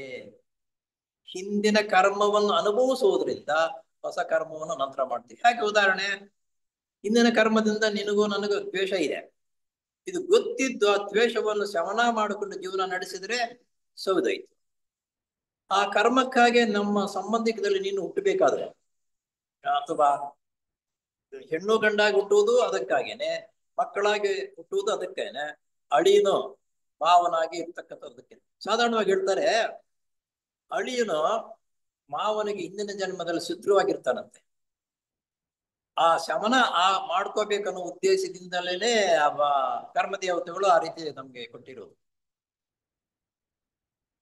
ಯಾಕಂದ್ರೆ ಅವನು ಕೋಪವೇ ಅವನ ಮೇಲೆ ನೋಡಿದ್ರೆ, ಆದ್ರೆ ಹೆಣ್ಣನ್ ಕೊಟ್ಟಿದ್ದೀನಲ್ಲ, ಆ ಹೆಣ್ಣನ್ ಮುಖ ನೋಡ್ಬಿಟ್ಟು ಅವನಿನ್ ರೇಗಾಡಿದ್ರು ಅವನು ಶಮನ ಮಾಡ್ಕೊಳ್ತಾನೆ. ಆ ರೇಗಾಡಿದ್ರು ಶಮನ ಮಾಡ್ಕೊಳ್ತಕ್ಕಂಥದ್ದು ಬರ್ತಾ ಇದ್ರೆ ಆ ಜನ್ಮದಲ್ಲಿ ಅದನ್ನ ಶಮನ ಮಾಡ್ಕೊಳ್ತಕ್ಕಂಥ ಸಾಮರ್ಥ್ಯ ಬೆಳವಣಿಗೆ ಆಗುತ್ತೆ. ಅದಕ್ಕಾಗಿ ಅಳಿಯನಾಗಿರ್ತಕ್ಕಂಥ ಮಗಳಿಗಾಗಿ ನಾವು ಅವನೇನೇ ಮಾತಾಡಿದ್ರು ಸರೆಂಡರ್ ಆಗಿ ಗಪ್ ಚಿಪ್ ಆಗಿರ್ತೀವಿ. ನೋಡು, ಕರ್ಮದೇವತೆಗಳು ಯಾವುದಕ್ಕೆ ಹಾಕಿರ್ತಾರೆ ಅಂತ ನಮ್ಗೆ ಹಿಂಗೆ ಗೊತ್ತಾಗಲ್ಲ. ಉದಾಹರಣೆಗಾಗಿ, ನಮ್ಮ ಶತ್ರುವಿದ್ದರೆ ಅವನಿಂದ ನಮಗೆ ಕೇಡುಂಟಾಗುತ್ತದೆ. ನಾವು ಆತನಿಗೆ ಪ್ರತಿಯಾಗಿ ಕೇಡು ಮಾಡಿ ಹೊಸ ಕರ್ಮವನ್ನು ಮಾಡಿಕೊಳ್ಳುತ್ತೇವೆ. ನಮ್ಮ ಶತ್ರುಗಳಿಗೆ ಕೇಡು ಮಾಡುವುದು, ಅವನು ಒಂದೊಂದ್ರೆ ನಾಲ್ಕು ಅನ್ನೋದು, ನಾಲ್ಕು ಅಂದ್ರೆ ಇನ್ನೊಬ್ಬರ ಹತ್ರ ಓಡಿಸೋದು, ಸ್ಟೇಷನ್ ವ್ಯವಹಾರಗಳೇ ಒಂದಕ್ಕೊಂದು ಉದ್ಭವ ಆಗುತ್ತೆ. ಶಮನ ಮಾಡ್ಕೊಳ್ತಕ್ಕಂಥದ್ದು ಬುದ್ಧಿವಂತನಾದ್ರೆ, ವಿದ್ಯಾವಂತನಾದ್ರೆ ನಾವು ಆ ಕೋಪತಾಪಗಳನ್ನ ಶಮನ ಮಾಡಿಕೊಂಡು ಅದರಲ್ಲಿ ಮುಂದಕ್ಕೆ ಹೋಗೋದು ಬೇಡ ಅನ್ಸುತ್ತೆ. ಬಿಟ್ಟು ಆದರೆ ಕರ್ಮ ಕಟ್ಟಲೆಯ ಕರ್ಮವನ್ನು ಅರಿತ ಜ್ಞಾನಿಯು ಬೇರೆಯವರಿಂದ ತನ್ನ ಕಡೆಗೆ ದ್ವೇಷ ಭಾವನೆ ವ್ಯಕ್ತವಾದರೆ, ಕೆಡುಕು ಆಚರಿಸಲ್ಪಟ್ಟರೆ ಆತನು ಈ ರೀತಿ ಯೋಚಿಸುತ್ತಾನೆ: ನಾನು ಹಿಂದೆ ಆತನನ್ನು ದ್ವೇಷಿಸಿದ್ದೆ. ನೋಡಿ, ತಿಳುವಳಿಕೆ ಇರ್ತಕ್ಕಂಥವನು. ಅದಕ್ಕೆ ಪ್ರತಿಫಲವಾಗಿ ಆತನು ನನ್ನನ್ನು ಈಗ ದ್ವೇಷಿಸುತ್ತಾನೆ. ಈಗ ಒಬ್ಬ ವ್ಯಕ್ತಿ ನನ್ನ ಒಬ್ಬನನ್ನೇ ದ್ವೇಷ ಮಾಡ್ತಾ ಇದ್ದಾನೆ, ಬೇರೆಯವರಿಗೆಲ್ಲರೂ ಸಂತೋಷವಾಗಿ ಸ್ನೇಹಿತನಾಗಿ ಕೆಲಸ ಮಾಡ್ತಾನೆ, ನನ್ನನ್ನೇ ಮಾತ್ರ ದ್ವೇಷಿಸುವುದು ಯಾತಕ್ಕೆ ಅಂತ ಅನ್ನೋದನ್ನ ನಾವು ಯೋಚನೆ ಮಾಡಿದಾಗ, ಹಿಂದಿನ ಕರ್ಮ, ಹಿಂದೆ ಮಾಡಿರ್ತಕ್ಕಂಥದ್ದು ಕರ್ಮ ಫಲವನ್ನು ಅನುಭವಿಸುವುದಕ್ಕಾಗಿ ನನಗೂ ಆತನಿಗೂ ದ್ವೇಷವಾಗುತ್ತೆ. ಆತನು ಮಾಡಬೇಕಂತಕ್ಕಂಥ ಕೆಲಸಗಳಿಗೆ ನಾನು ಹಿಂದಿನ ಜನ್ಮದಲ್ಲಿ ಅಡ್ಡಿ ಆತಂಕ ಮಾಡಿದ್ದಾಗ, ಈ ಜನ್ಮದಲ್ಲಿ ಅದನ್ನು ತೀರಿಸುವುದಕ್ಕಾಗಿ ನಾನು ಮಾಡ್ತಾ ಇದ್ರೆ ಅದಕ್ಕೆ ಆತನ ಅಡ್ಡಿ ಆತಂಕ ಆಗ್ತಾನೆ ಅನ್ನೋದು, ಈ ವಿಷಯವನ್ನು ನಾವು ತಿಳ್ಕೊಂಡಾಗ ನಮ್ಮ ಕ್ಲೇಶಗಳನ್ನು ಕಡಿಮೆ ಮಾಡಿಕೊಳ್ಳುವುದಕ್ಕೆ ಸಾಧ್ಯವಾಗುತ್ತದೆ ಅಂತನ್ನೋದು. ಆದ್ದರಿಂದ ಈ ದುಷ್ಕರ್ಮವನ್ನು ಇಲ್ಲಿಗೆ ಮೊಟಕು ಮಾಡಿ ಆತನ ಕಡೆಗೆ ನಾನು ದ್ವೇಷಕ್ಕೆ ಪ್ರತಿಯಾಗಿ ಪ್ರೀತಿಯನ್ನು ಕಳಿಸುತ್ತೇನೆ. ನಾನು ಎಷ್ಟೇ ಕೋಪ ಮಾಡ್ಕೊಂಡ್ರು ನೀನು ಕೋಪ ಮಾಡ್ಕೊಳಿದ್ರ ಪ್ರೀತಿ ವಿಶ್ವಾಸದಿಂದ ಇದ್ರೆ ನನ್ನ ಕೋಪ ಶಮನವಾಗುತ್ತೆ. ಇಬ್ಬರು ಒಂದಲ್ಲ ಒಂದು ದಿವಸ ಮುಂದಾಗ್ತೀವಿ. ಈ ನಿಯಮವನ್ನು ನಾವು ಅರ್ಥ ಮಾಡ್ಕೋಬೇಕು ಅನ್ನೋದು ಮೊದಲು. ಅಲ್ಲದೆ ಸಾಧ್ಯವಾದರೆ ಒಳ್ಳೆಯದನ್ನೇ ಮಾಡುತ್ತೇನೆ, ವಿನಃ ಕೆಟ್ಟದ್ದನ್ನು ಮರುಗಳಿಸುವುದಿಲ್ಲ. ನಾವು ಸಂಕಲ್ಪ ಮಾಡ್ಕೋಬೇಕು, ಸಾಧ್ಯವಾದಷ್ಟು ಒಳ್ಳೆ ಕೆಲಸಗಳನ್ನು ಮಾಡ್ಕೊಂಡು ಹೋಗೋಣ, ಕೆಟ್ಟ ಕೆಲಸ ಮಾಡೋದಕ್ಕೆ ನಾವು ಪ್ರಯತ್ನ ಪಡುವುದು ಬೇಡ, ಇನ್ನೊಬ್ಬರಿಗೆ ಉತ್ತೇಜನ ಕೊಡುವುದು ಬೇಡ ಅಂತಕ್ಕಂಥ ಸಂಕಲ್ಪವನ್ನು ಮಾಡ್ಕೋಬೇಕು. ನಾವು ಆತನು ತನ್ನ ಸ್ನೇಹಿತನನ್ನು ಬಂಧುಗಳನ್ನು ಪ್ರೀತಿಸುತ್ತಾನೆ. ಕೆಲವರು ಸಹವಾಸ ಪ್ರೀತಿಸುವುದು, ಪ್ರೇಮ ಬಂಧುತ್ವವನ್ನು ಉತ್ತಮ ರೀತಿಯಲ್ಲಿ ಬೆಳೆಸ್ಕೊಳ್ತಾರೆ. ಕೆಲವರು ಬಂಧುತ್ವದಲ್ಲಿ ಏನು ತಪ್ಪುಗಳಿದ್ದು ಹುಡುಕಿ ಆ ಬಂಧುತ್ವವನ್ನು ದೂರ ಮಾಡ್ಕೊಳ್ತಾರೆ. ಅದೇ ಬಂದಿರೋದು ಇವಾಗ. ಆದುದರಿಂದ ಸ್ವಭಾವತಃ ಆತನ ಕೆಟ್ಟವನಲ್ಲವೆಂದು ಮನದಟ್ಟು ಮಾಡಿಕೊಂಡು ಹಿಂದಿನಿಂದ ಹರಿದು ಬರುತ್ತಿರುವ ದ್ವೇಷವಾಹಿನಿಯನ್ನು ಬತ್ತಿ ಹೋಗುವಂತೆ ಮಾಡಿ ಅದರ ಬದಲಾಗಿ ಪ್ರೇಮ ವಾಹಿನಿಯನ್ನು ಹರಿದು ಬಿಡುತ್ತಾನೆ. ಸೂಕ್ಷ್ಮವಾಗಿ ತಿಳುವಳಿಕೆ ಇರತಕ್ಕಂಥವನು, ಕರ್ಮದ ಫಲ ಏನು ಅಂತಕ್ಕ ತಿಳುವಳಿಕೆ ಇರತಕ್ಕಂಥವನು, ನೀನು ಮಾತನಾಡ್ತಕ್ಕಂಥ ವ್ಯವಹಾರವು ಯಾವ ರೀತಿ ಇದೆ, ಅದು ಸರಿನಾ ತಪ್ಪ, ನಾನು ಎಷ್ಟೇ ಮಾಡಿದ್ರು ಅವನಿಗೆ ಬರ್ತಾ ಇದ್ದೇನೆ ಅಂದರೆ ಹಿಂದಿನ ಜನ್ಮದಲ್ಲಿ ಮಾಡಿರತಕ್ಕಂಥ ನೀನು ದ್ವೇಷ ಇದೆಯಲ್ಲ, ಆ ದ್ವೇಷವು ಶಮನ ಮಾಡಿಕೊಳ್ಳುವುದಕ್ಕೆ ನಿನಗೆ ಆತನನ್ನು ಹಾಕಿರು. ಆವಾಗ ನಿನ್ನ ಕೋಪವನ್ನ ತಡೆಗಟ್ಟತಕ್ಕಂಥ ಸಾಮರ್ಥ್ಯ ಬೆಳೆಸ್ಕೋಬೇಕನ್ನೋ ಉದ್ದೇಶದಿಂದಲೇನೆ ಅಂತ ಬಗ್ಗೆ ಈ ರೀತಿಯ ಹುಟ್ಟು ಸಾವುಗಳ ಮೂಲಕ ಜನ್ಮಾಂತರಗಳ ಸರಣಿಯು ಮುಂದುವರಿಯುತ್ತಲೇ ಇರುತ್ತದೆ. ಇದು ಬಹಳ ಮುಖ್ಯವಾಗಿರ್ತಕ್ಕಂಥ ಪಾಯಿಂಟ್.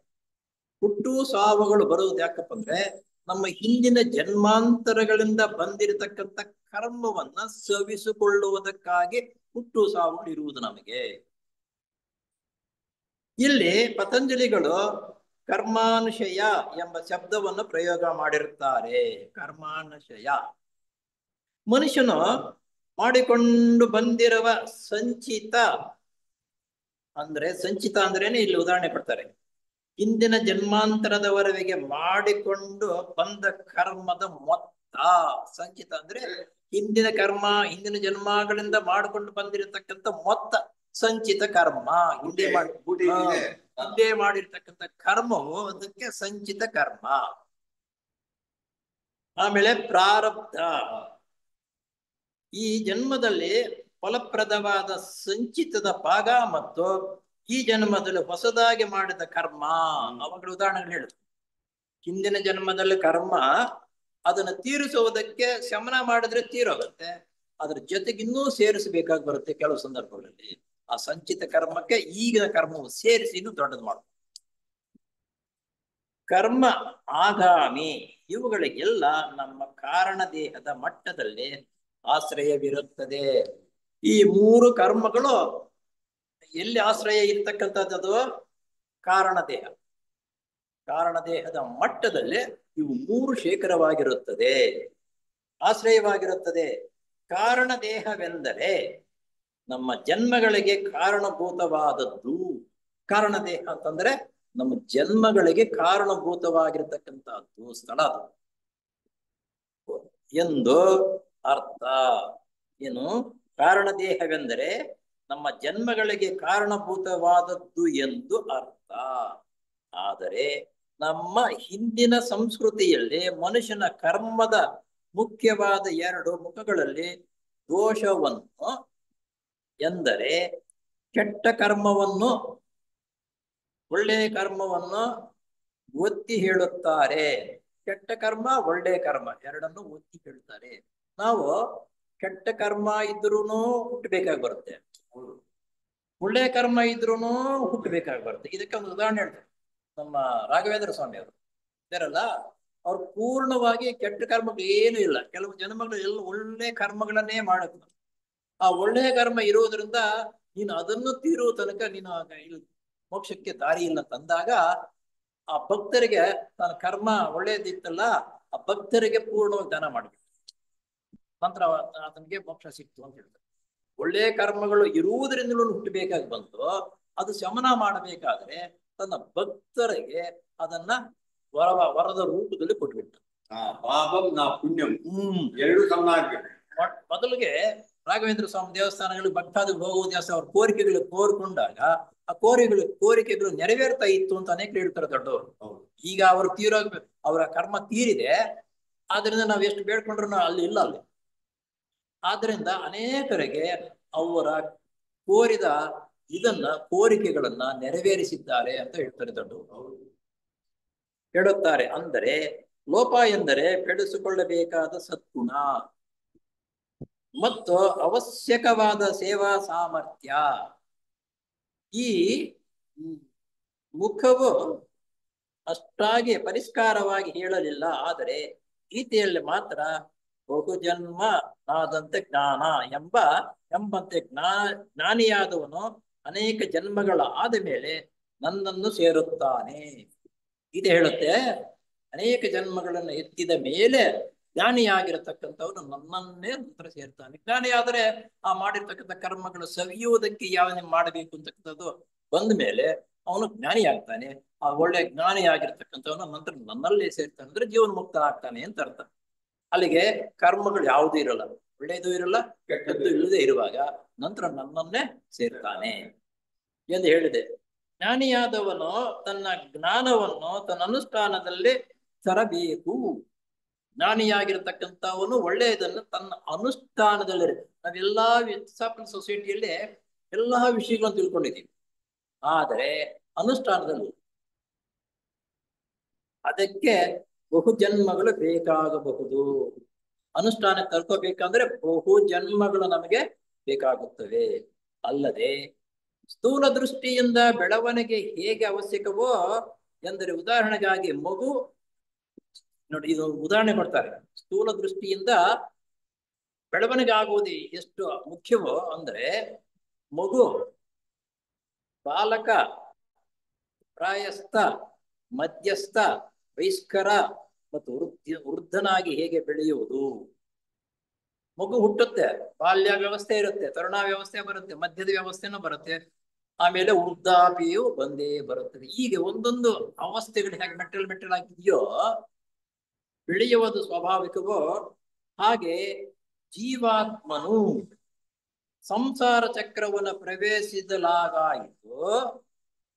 ದೇಹಾತ್ಮ ಭಾವನೆ ಎಂದರೆ, ಜೀವಾತ್ಮನು ದೇಹಾತ್ಮ ಭಾವನೆ ಅಂದರೆ ಅವಿದ್ಯೆ ಮತ್ತು ಅಸ್ಮಿತಗಳಿಗೆ ಒಳಗಾಗುವುದರಿಂದ ತಾನೇ ಸ್ವಂತ ಅನುಭವದ ಮೂಲಕ ಲೋಕ ಕಲ್ಯಾಣ ಸ್ವರೂಪವಾದ ಈಶ್ವರ ಸಂಕಲ್ಪವನ್ನು ತಿಳಿದುಕೊಂಡು, ಏನು ನಾವು ಬಾಲ್ಯ, ಯವನ, ವೃದ್ಧಾಪ್ಯ, ಮುಪ್ಪು ಬರ್ತದಲ್ಲ, ಹಾಗೆ ನಮ್ಮ ತಿಳುವಳಿಕೆಯಿಂದ, ಹುಟ್ಟು ಸಾವುಗಳಿಂದ ನಾವು ಎಲ್ಲಿಂದ ಬಂದವು, ಸಾಮರ್ಥ್ಯ ಹೇಗೆ ಬಂದವು, ಏನು ಅಂತಕ್ಕಂಥದ್ದನ್ನ ಸೂಕ್ಷ್ಮವಾಗಿ ತಿಳ್ಕೊಂಡು ಅದರಂತೆ ಜೀವನವನ್ನು ನಡೆಸ್ತಾ ಇರುವಾಗ ಒಂದೊಂದು ಸ್ಟೆಪ್ ಮುಂದಕ್ಕೆ ಹೋಗಿ ಜೀವನ ಮುಕ್ತರು ಹೆಂಗ ಆಗ್ತೀವೋ ಹಾಗೆ ತಿಳಿದುಕೊಂಡು ಹಂತವಾಗಿ ಬೆಳೆಯಬೇಕಾಗಿರುವ ಪ್ರಯುಕ್ತ ಒಂದೊಂದು ಜನ್ಮದಲ್ಲೂ ಒಂದೊಂದು ಹಂತವಾಗಿ ಮುಂದಕ್ಕೆ ಹೋಗಬೇಕು ಅನ್ನುವುದು. ನಾವು ಪ್ರಯತ್ನ ಪಟ್ರೇನೆ ಹೋಗೋದು, ಪ್ರಯತ್ನ ಪಡಲಿಲ್ಲ ಅಂದ್ರೆ ಪ್ರಯತ್ನ ಹೌದು, ಜನ್ಮಾಂತರಗಳ ಅವಶ್ಯಕತೆ ಇರುತ್ತದೆ. ಆದ್ರಿಂದ ಒಂದೇ ಜನ್ಮದಲ್ಲಿ ನಾವು ಸಂಪೂರ್ಣವಾಗಿ ಬೆಳವಣಿಗೆ ಆಗಲು ಸಾಧ್ಯವಿಲ್ಲ. ಒಂದೊಂದು ಈ ಜನ್ಮದಲ್ಲಿ ಮಾಡಿರ್ತಕ್ಕಂಥ ಪಾಪ ಪುಣ್ಯವು ನಾವು ಅನ್ವಯಿಸಿಕೊಂಡು ಮುಂದಿನ ಜನ್ಮಕ್ಕೆ ಎಂತಹ ನಮ್ಗೆ ಸ್ಥಿತಿ ಬೇಕು ಅಂತಕ್ಕಂಥದ್ದು ನಮ್ಮ ಕೈಯಲ್ಲಿ. ಈಗಿನಂತಹ ಈ ಜನ್ಮದಲ್ಲಿ ಉತ್ತಮ ಗುಣಗಳನ್ನು ಬೆಳೆಸಿಕೊಂಡಾಗ ಮುಂದಿನ ಜನ್ಮದಲ್ಲಿ ಉತ್ತಮ ಗುಣಗಳು ಬೆಳೆಯುವುದಕ್ಕೆ ಸನ್ನಿವೇಶ ಅಂತ ತಂದೆ ತಾಯಿ ಅಂತ ವಾತಾವರಣ ಕಲ್ಪಿಸಿಕೊಟ್ಟು ನಮ್ಗೆ ಜನ್ಮವನ್ನು ಕೊಡ್ತಾರೆ. ಯಾರೋ ಕರ್ಮದೇವ ಸಹಾಯ ಮಾಡ್ತಾರೆ. ಬರೀ ಕರ್ಮ ಫಲಾನುಭವಕ್ಕೆ ಜನ್ಮ ಎತ್ತುವುದಿಲ್ಲ. ಆದುದರಿಂದ ಕಾರಣ ದೇಹವು ಜನ್ಮಗಳಿಗೆ ಕಾರಣವಾಗಿರಬಹುದು. ನೋಡಿ, ಕಾರಣ ದೇಹ ಜನ್ಮಗಳು ಎತ್ತುವುದಕ್ಕೆ ಕಾರಣವಾಗಿದೆಯಂತೆ. ಕಾರಣ ದೇಹ ಜನ್ಮಗಳು ನಾವು ಎತ್ತುವುದಕ್ಕೆ ಕಾರಣ ದೇಹವಾಗಿದೆ. ಮತ್ತೊಂದು ದೃಷ್ಟಿಯಿಂದಲೂ ಹೌದು. ಅದೇನೆಂದರೆ, ಬೆಳವಣಿಗೆ ದೃಷ್ಟಿಯಿಂದ ಗುರುಗಳು ಮತ್ತು ಯೋಗ ಪಥವೆಂಬ ಪುಸ್ತಕದಲ್ಲಿ ಯೋಗಿ ಲೆಡ್ಬೀಟರು ತಮ್ಮ ಗುರುಗಳ ಅಭಿಪ್ರಾಯವನ್ನು ಮುಂದೆ ಹೇಳುವಂತೆ ವ್ಯಕ್ತಪಡಿಸುತ್ತಾರೆ. ಗುರುಗಳು ಮತ್ತು ಯೋಗ ಪಥ ಅಂತಕ್ಕಂಥ ಪುಸ್ತಕ ಇದೆಯಲ್ಲ, ಲೆಡ್ಬೀಟರ್ ಬರೆದಿರ್ತಕ್ಕಂಥದ್ದು ನಿಜವಾಗ್ಲೂ ನಮಗೆ ಭಗವದ್ಗೀತೆ ಇದ್ದಂಗೆ ಎಲ್ಲಾ ವಿಷಯಗಳು ಬಹಳ ಚೆನ್ನಾಗಿದೆ. ಅದ್ರಲ್ಲಿ ಅವಶ್ಯಕವಾಗಿರುತ್ತೆ. ನೂರಾರು ಸಾವಿರಾರು ಹಿಂದೂ ತಪಸ್ವಿಗಳು ಹಿಮ ಪರ್ವತದ ತಪ್ಪಲಿನಲ್ಲಿ ತಪಸ್ಸು ಮಾಡುತ್ತಾ ಇರುತ್ತಾರೆ. ಅವರು ತಮ್ಮ ದೇಹ ಸ್ವಭಾವವನ್ನು ಪೂರ್ತ ಗೆದ್ದು ಅದನ್ನು ಒಂದು ಹುಲ್ಲು ಕಡ್ಡಿಯಂತೆ ಮಾಡಿಕೊಂಡಿರುತ್ತಾರೆ. ನೋಡಿ, ನಾವು ಇವಾಗ ಕುಂಭದ ಮೇಳಕ್ಕೆ ನೋಡ್ತಾ ಇರ್ತೀವಲ್ಲ, ಕೆಲವರು ಸನಕಲ್ ಹೆಂಗಾಗ್ಬಿಟ್ಟಿದೆ, ಬರೀ ಮೂಳೆಗಳು ಮಾತ್ರ ಇರ್ತಕ್ಕಂಥದ್ದು. ಅವರು ಆ ರೀತಿ ಇದ್ದರೂ ಸಮೇತ, ಆದರೆ ಅವರು ಮಾಡಬಾರದನ್ನೇ ತ್ಯಜಿಸಿದಂತೆ ಆಯಿತು. ಆದರೆ ಮಾಡಬೇಕಾದದ್ದನ್ನು ಕಳೆಯಲಿಲ್ಲ. ಯೋಗಾಭ್ಯಾಸ ಮಾಡ್ತಕ್ಕಂಥದ್ದು ಕಠಿಣವಾಗಿರ್ತಕ್ಕಂಥ ಶ್ರಮ ಪಟ್ಟು ದೇಹವನ್ನು ದಂಡಿಸಿ ಅವನು ಅನ್ನಾಹಾರಗಳನ್ನು ಬಿಟ್ಟು ಸನಕಲಾಗುವ ರೀತಿಯಲ್ಲಿ ಮಾಡಿಕೊಂಡ. ಯಾವುದು ದೇಹಕ್ಕೆ ಮಾತ್ರ ಕೊಟ್ಟ. ಕಲ್ತ್ಕೋಬೇಕಾಗಿರ್ತಕ್ಕಂಥದ್ದು ಕಲ್ತ್ಕೊಳ್ಳಿ. ಅಟಿಯೋಗ. ಹಠಯೋಗದಿಂದ ಪ್ರಯೋಜನವಲ್ಲ. ನೀನು ತಿಸಾಕಲ್ ಸೊಸೈಟಿ ಹೇಳುವುದಿಷ್ಟೇ, ಶುಭ್ರವಾಗಿ ನಯವಾಗಿ ನಾಜೂಕಾಗಿ ಚೆನ್ನಾಗಿರು. ಆದ್ರೆ ನಿನ್ನ ಕರ್ತವ್ಯ ನಿಷ್ಠೆಯಿಂದ ಮತ್ತು ವ್ಯವಸ್ಥೆ ರೀತಿಯಲ್ಲಿ ಜೀವನವನ್ನು ನಡೆಸಿ ಬಂದರೆ ನಿನ್ನ ಕರ್ಮ ವಿಮೋಚನೆಯಾಗುತ್ತದೆ. ಜನಸಾಮಾನ್ಯರು ಅವರ ಮಟ್ಟಕ್ಕೆ ಬೆಳೆದಾಗ ಆ ತಪಸ್ವಿಗಳು ಕೂಡ ಲೋಕ ಸೇವೆಗೆ ಅವಶ್ಯಕವಾದ ಸಾಮರ್ಥ್ಯ ಮತ್ತು ಸದ್ಗುಣಗಳನ್ನು ಬೆಳೆಸಿಕೊಳ್ಳಲು ಜನ್ಮ ಎತ್ತಬೇಕಾಗುತ್ತದೆ. ಅವನು ಆ ಜನ್ಮದಲ್ಲಿ ಕಠಿಣವಾಗಿರತಕ್ಕಂತ ಹಠಯೋಗ ಮಾಡಿ ತನ್ನ ದೇಹವನ್ನು ನಶಿಸಿ ಹೋಗುವ ರೀತಿಯಲ್ಲಿ ಮಾಡಿಕೊಂಡ.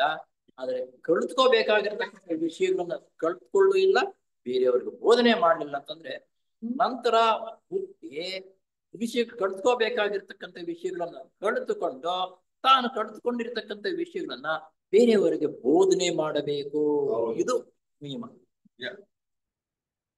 ವಾಸ್ತವವಾಗಿಯೂ ಜನ್ಮಾಂತರಗಳಲ್ಲಿ ಅನುಭವಿಸಬೇಕಾದ ಕರ್ಮಗಳಿಗೆಲ್ಲ ಕ್ಲೇಶಗಳೇ ಕಾರಣ. ಕ್ಲೇಶಗಳಂದ್ರೆ ನಾವು ಮಾಡಿರ್ತಕ್ಕಂಥ ಕರ್ಮ. ನಾವು ಹುಟ್ಟಬೇಕಾದ್ರೆ ನಾವು ಮಾಡಿರ್ತಕ್ಕಂಥ ಕರ್ಮವೇ ಕಾರಣ. ಆ ಒಳ್ಳೆಯ ಮತ್ತು ಕೆಟ್ಟ ಕರ್ಮಗಳಿಗೆ ಸಂಬಂಧಪಟ್ಟ ಸಂಸ್ಕಾರಗಳ ಮೊತ್ತವು ಕಾರಣದೇಹದ ಮಟ್ಟದಲ್ಲಿ ಆಶ್ರಯ ಪಡೆದುಕೊಂಡಿರುತ್ತದೆ. ಕಾರಣದೇಹದಲ್ಲೇ ಒಳ್ಳೆ ಕರ್ಮಗಳು ಕೆಟ್ಟ ಕರ್ಮಗಳು ಎಲ್ಲುವಲ್ಲಿ ಆಶ್ರಯ ಪಡ್ಕೊಂಡಿದ್ದು ಕಾರಣಾಂತರದಿಂದ ನಂತರ ಜನ್ಮವನ್ನು ಎತ್ತಿದಾಗ ಆ ಜನ್ಮದಲ್ಲಿ ಎಂತ ಸುಕೃತ ಒಳ್ಳೆಯದು ಕೆಟ್ಟ ಕರ್ಮಗಳನ್ನು ಎರಡನ್ನು ಸೇರಿಸಿ ಕರ್ಮದೇವತೆಗಳು ನಮಗೆ ಕೊಟ್ಟು ಜನ್ಮ ಪಡೆಯುವುದಕ್ಕೆ ಅವಕಾಶ ಮಾಡಿಕೊಡ್ತಾರೆ. ಇವುಗಳನ್ನು ಉಪಯೋಗಿಸಿಕೊಂಡು ಆ ಕರ್ಮಗಳನ್ನು ಆ ಜನ್ಮಕ್ಕೆ ನಮ್ಗೆ ಕೊಟ್ಟಿರ್ತಕ್ಕಂಥ ಕರ್ಮ ಪೂರ್ಣವಾಗಿ ಸವಿದೋಗಿ ಮಾಡಬೇಕಾಗಿರ್ತಕ್ಕಂಥ ಕೆಲಸಗಳನ್ನು ಉತ್ತಮ ರೀತಿಯಲ್ಲಿ ಮಾಡಿದಾಗ ಮುಂದಿನ ಜನ್ಮದಲ್ಲಿ ಏನಾಗುತ್ತೆ, ಉತ್ತಮ ಸಂಸ್ಕಾರ ಬೆಳೆಸುವಂತಹ ಸನ್ನಿವೇಶ ಅಂತಹ ತಂದೆ ತಾಯಿಗಳ ಹೊಟ್ಟೆಯಲ್ಲಿ ಹುಟ್ಟುತ್ತಿದೆ. ಹಾಗೆ ಇರತಕ್ಕಂಥ ಕರ್ಮವು ಬೇಗ ಸವಿಯುತ್ತದೆ.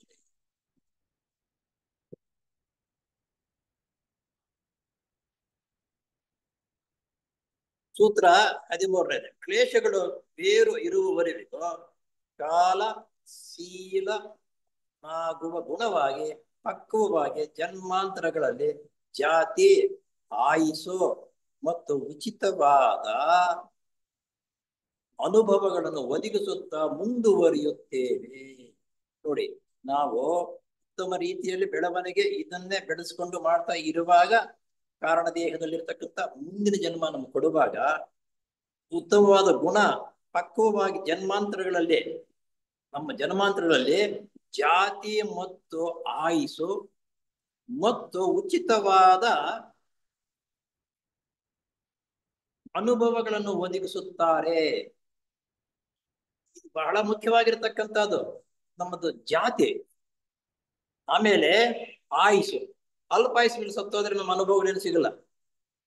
ಪೂರ್ಣ ಆಯುಸ್ಸು ಬಂದಾಗ ಅನುಭವಗಳ ಮುಖಾಂತರ ಹಿಂದೆ ಮಾಡಿರ್ತಕ್ಕಂಥ ಕರ್ಮಗಳನ್ನು ನೆನೆಸಿಕೊಂಡು ಅಯ್ಯೋ ಎಂತ ತಪ್ಪು ಕೆಲಸಗಳು ಮಾಡಿದೆಪ್ಪ ಈ ಮಹಾ ಜೀವನದಲ್ಲಿ, ಇಂಥವು ಮಾಡಬಾರದು ಅಂತಕ್ಕಂಥದ್ದು ವಯಸ್ಸಾದ ಮೇಲೆ ಅವನಿಗೆ ಜ್ಞಾನೋದಯವಾಗ್ತದೆ, ಅವನಷ್ಟಕ್ಕೆ ಸಂಪಾದನೆ ಮಾಡ್ಕೊಡ್ತಾನೆ. ಅಂತವರಿಗೆ ಒಂದೊಂದು ಜಾತಿನೂ ಬಹಳ ಮುಖ್ಯ. ನೋಡಿ, ಉತ್ತಮ ಗುಣ ಇರ್ತಕ್ಕಂಥ ಜಾತಿಯಲ್ಲಿ ಹುಟ್ಟಿದಾಗ ಉತ್ತಮ ಗುಣಗಳು ಅವನನ್ನ ಮೊದಲೇ ಬಂದಿದ್ದಾಗ ಉತ್ತಮ ರೀತಿ ಪ್ರಜೆಯಾಗ್ತಾನೆ. ಅವನ ಕಟುಕರು ಅಥವಾ ಕಳ್ಳತನ ಮಾಡ್ತಕ್ಕಂಥವ್ರು, ಜೈಲುವಾಸಿ ಮಾಡಿರ್ತಕ್ಕಂಥವ್ರು ಹೊಟ್ಟೆಲಿ ಹುಟ್ಟಿದ್ರೆ ಒಳ್ಳೆತನ ಹೆಂಗ್ ಬರುತ್ತೆ ಅವನ್ಗೆ?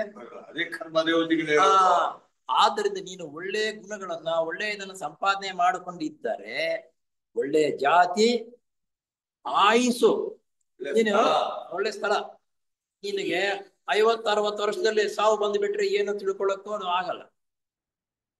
ಪೂರ್ಣ ಆಯುಸು ಕನಿಷ್ಠ ಅಂದ್ರೆ 90-95 ವರ್ಷ ಬದುಕಿದ್ದರೆ ಅವನ ಕರ್ಮದಲ್ಲಿ ಇರ್ತಕ್ಕಂಥ ಅನುಭವಗಳೇನು ಅಂತ ತಿಳ್ಕೊಂಡು ಮುಂದೆ ಜನ್ಮಕ್ಕೆ ಆ ತಿಳುವಳಿಕೆಯಿಂದ ಉತ್ತಮವಾಗಿರತಕ್ಕಂತಹ ಸನ್ನಿವೇಶ ಮತ್ತು ಉತ್ತಮ ಕೆಲಸಗಳು ಮಾಡ್ತಕ್ಕಂಥ ಸಾಮರ್ಥ್ಯ ಬೆಳೆಸ್ಕೊಂಡಿರ್ತಾನೆ ಪೂರ್ಣ ಆಯುಸ್ನವನಾದರೆ. ಅದಕ್ಕೆ ಆಶೀರ್ವಾದ ಮಾಡೋದು ದೀರ್ಘಾಯುಸು ಭವ ಅಂತ. ಆ ದೀರ್ಘಾಯುಸು ನಾವು ತೆಗೆದುಕೊಂಡಾಗ ಉತ್ತಮ ರೀತಿಯಲ್ಲಿ ಮುಂದಿನ ಜನ್ಮಕ್ಕೆ ಅನುಭವಗಳನ್ನು ಪಡೆದು ಉತ್ತಮ ಸಂಕಲ್ಪಗಳೊಂದಿಗೆ ಉತ್ತಮವಾಗಿರ್ತಕ್ಕಂಥ ಜಾತಿ ಮತ್ತು ಆಯುಸ್ಸಿನ ಪ್ರಮಾಣದಲ್ಲಿ ನಾವು ಬೆಳವಣಿಗೆ ಆಗ್ತೀವಿ. ಎಷ್ಟು ಇದೆಯಾ ಮನುಷ್ಯನಿಗೆ ಹಾ. ಬಹಳ ಮುಖ್ಯ ಕರ್ಮ ನಿಯಮದಲ್ಲಿ ಇದೆ ಹೇಳಿರೋದು.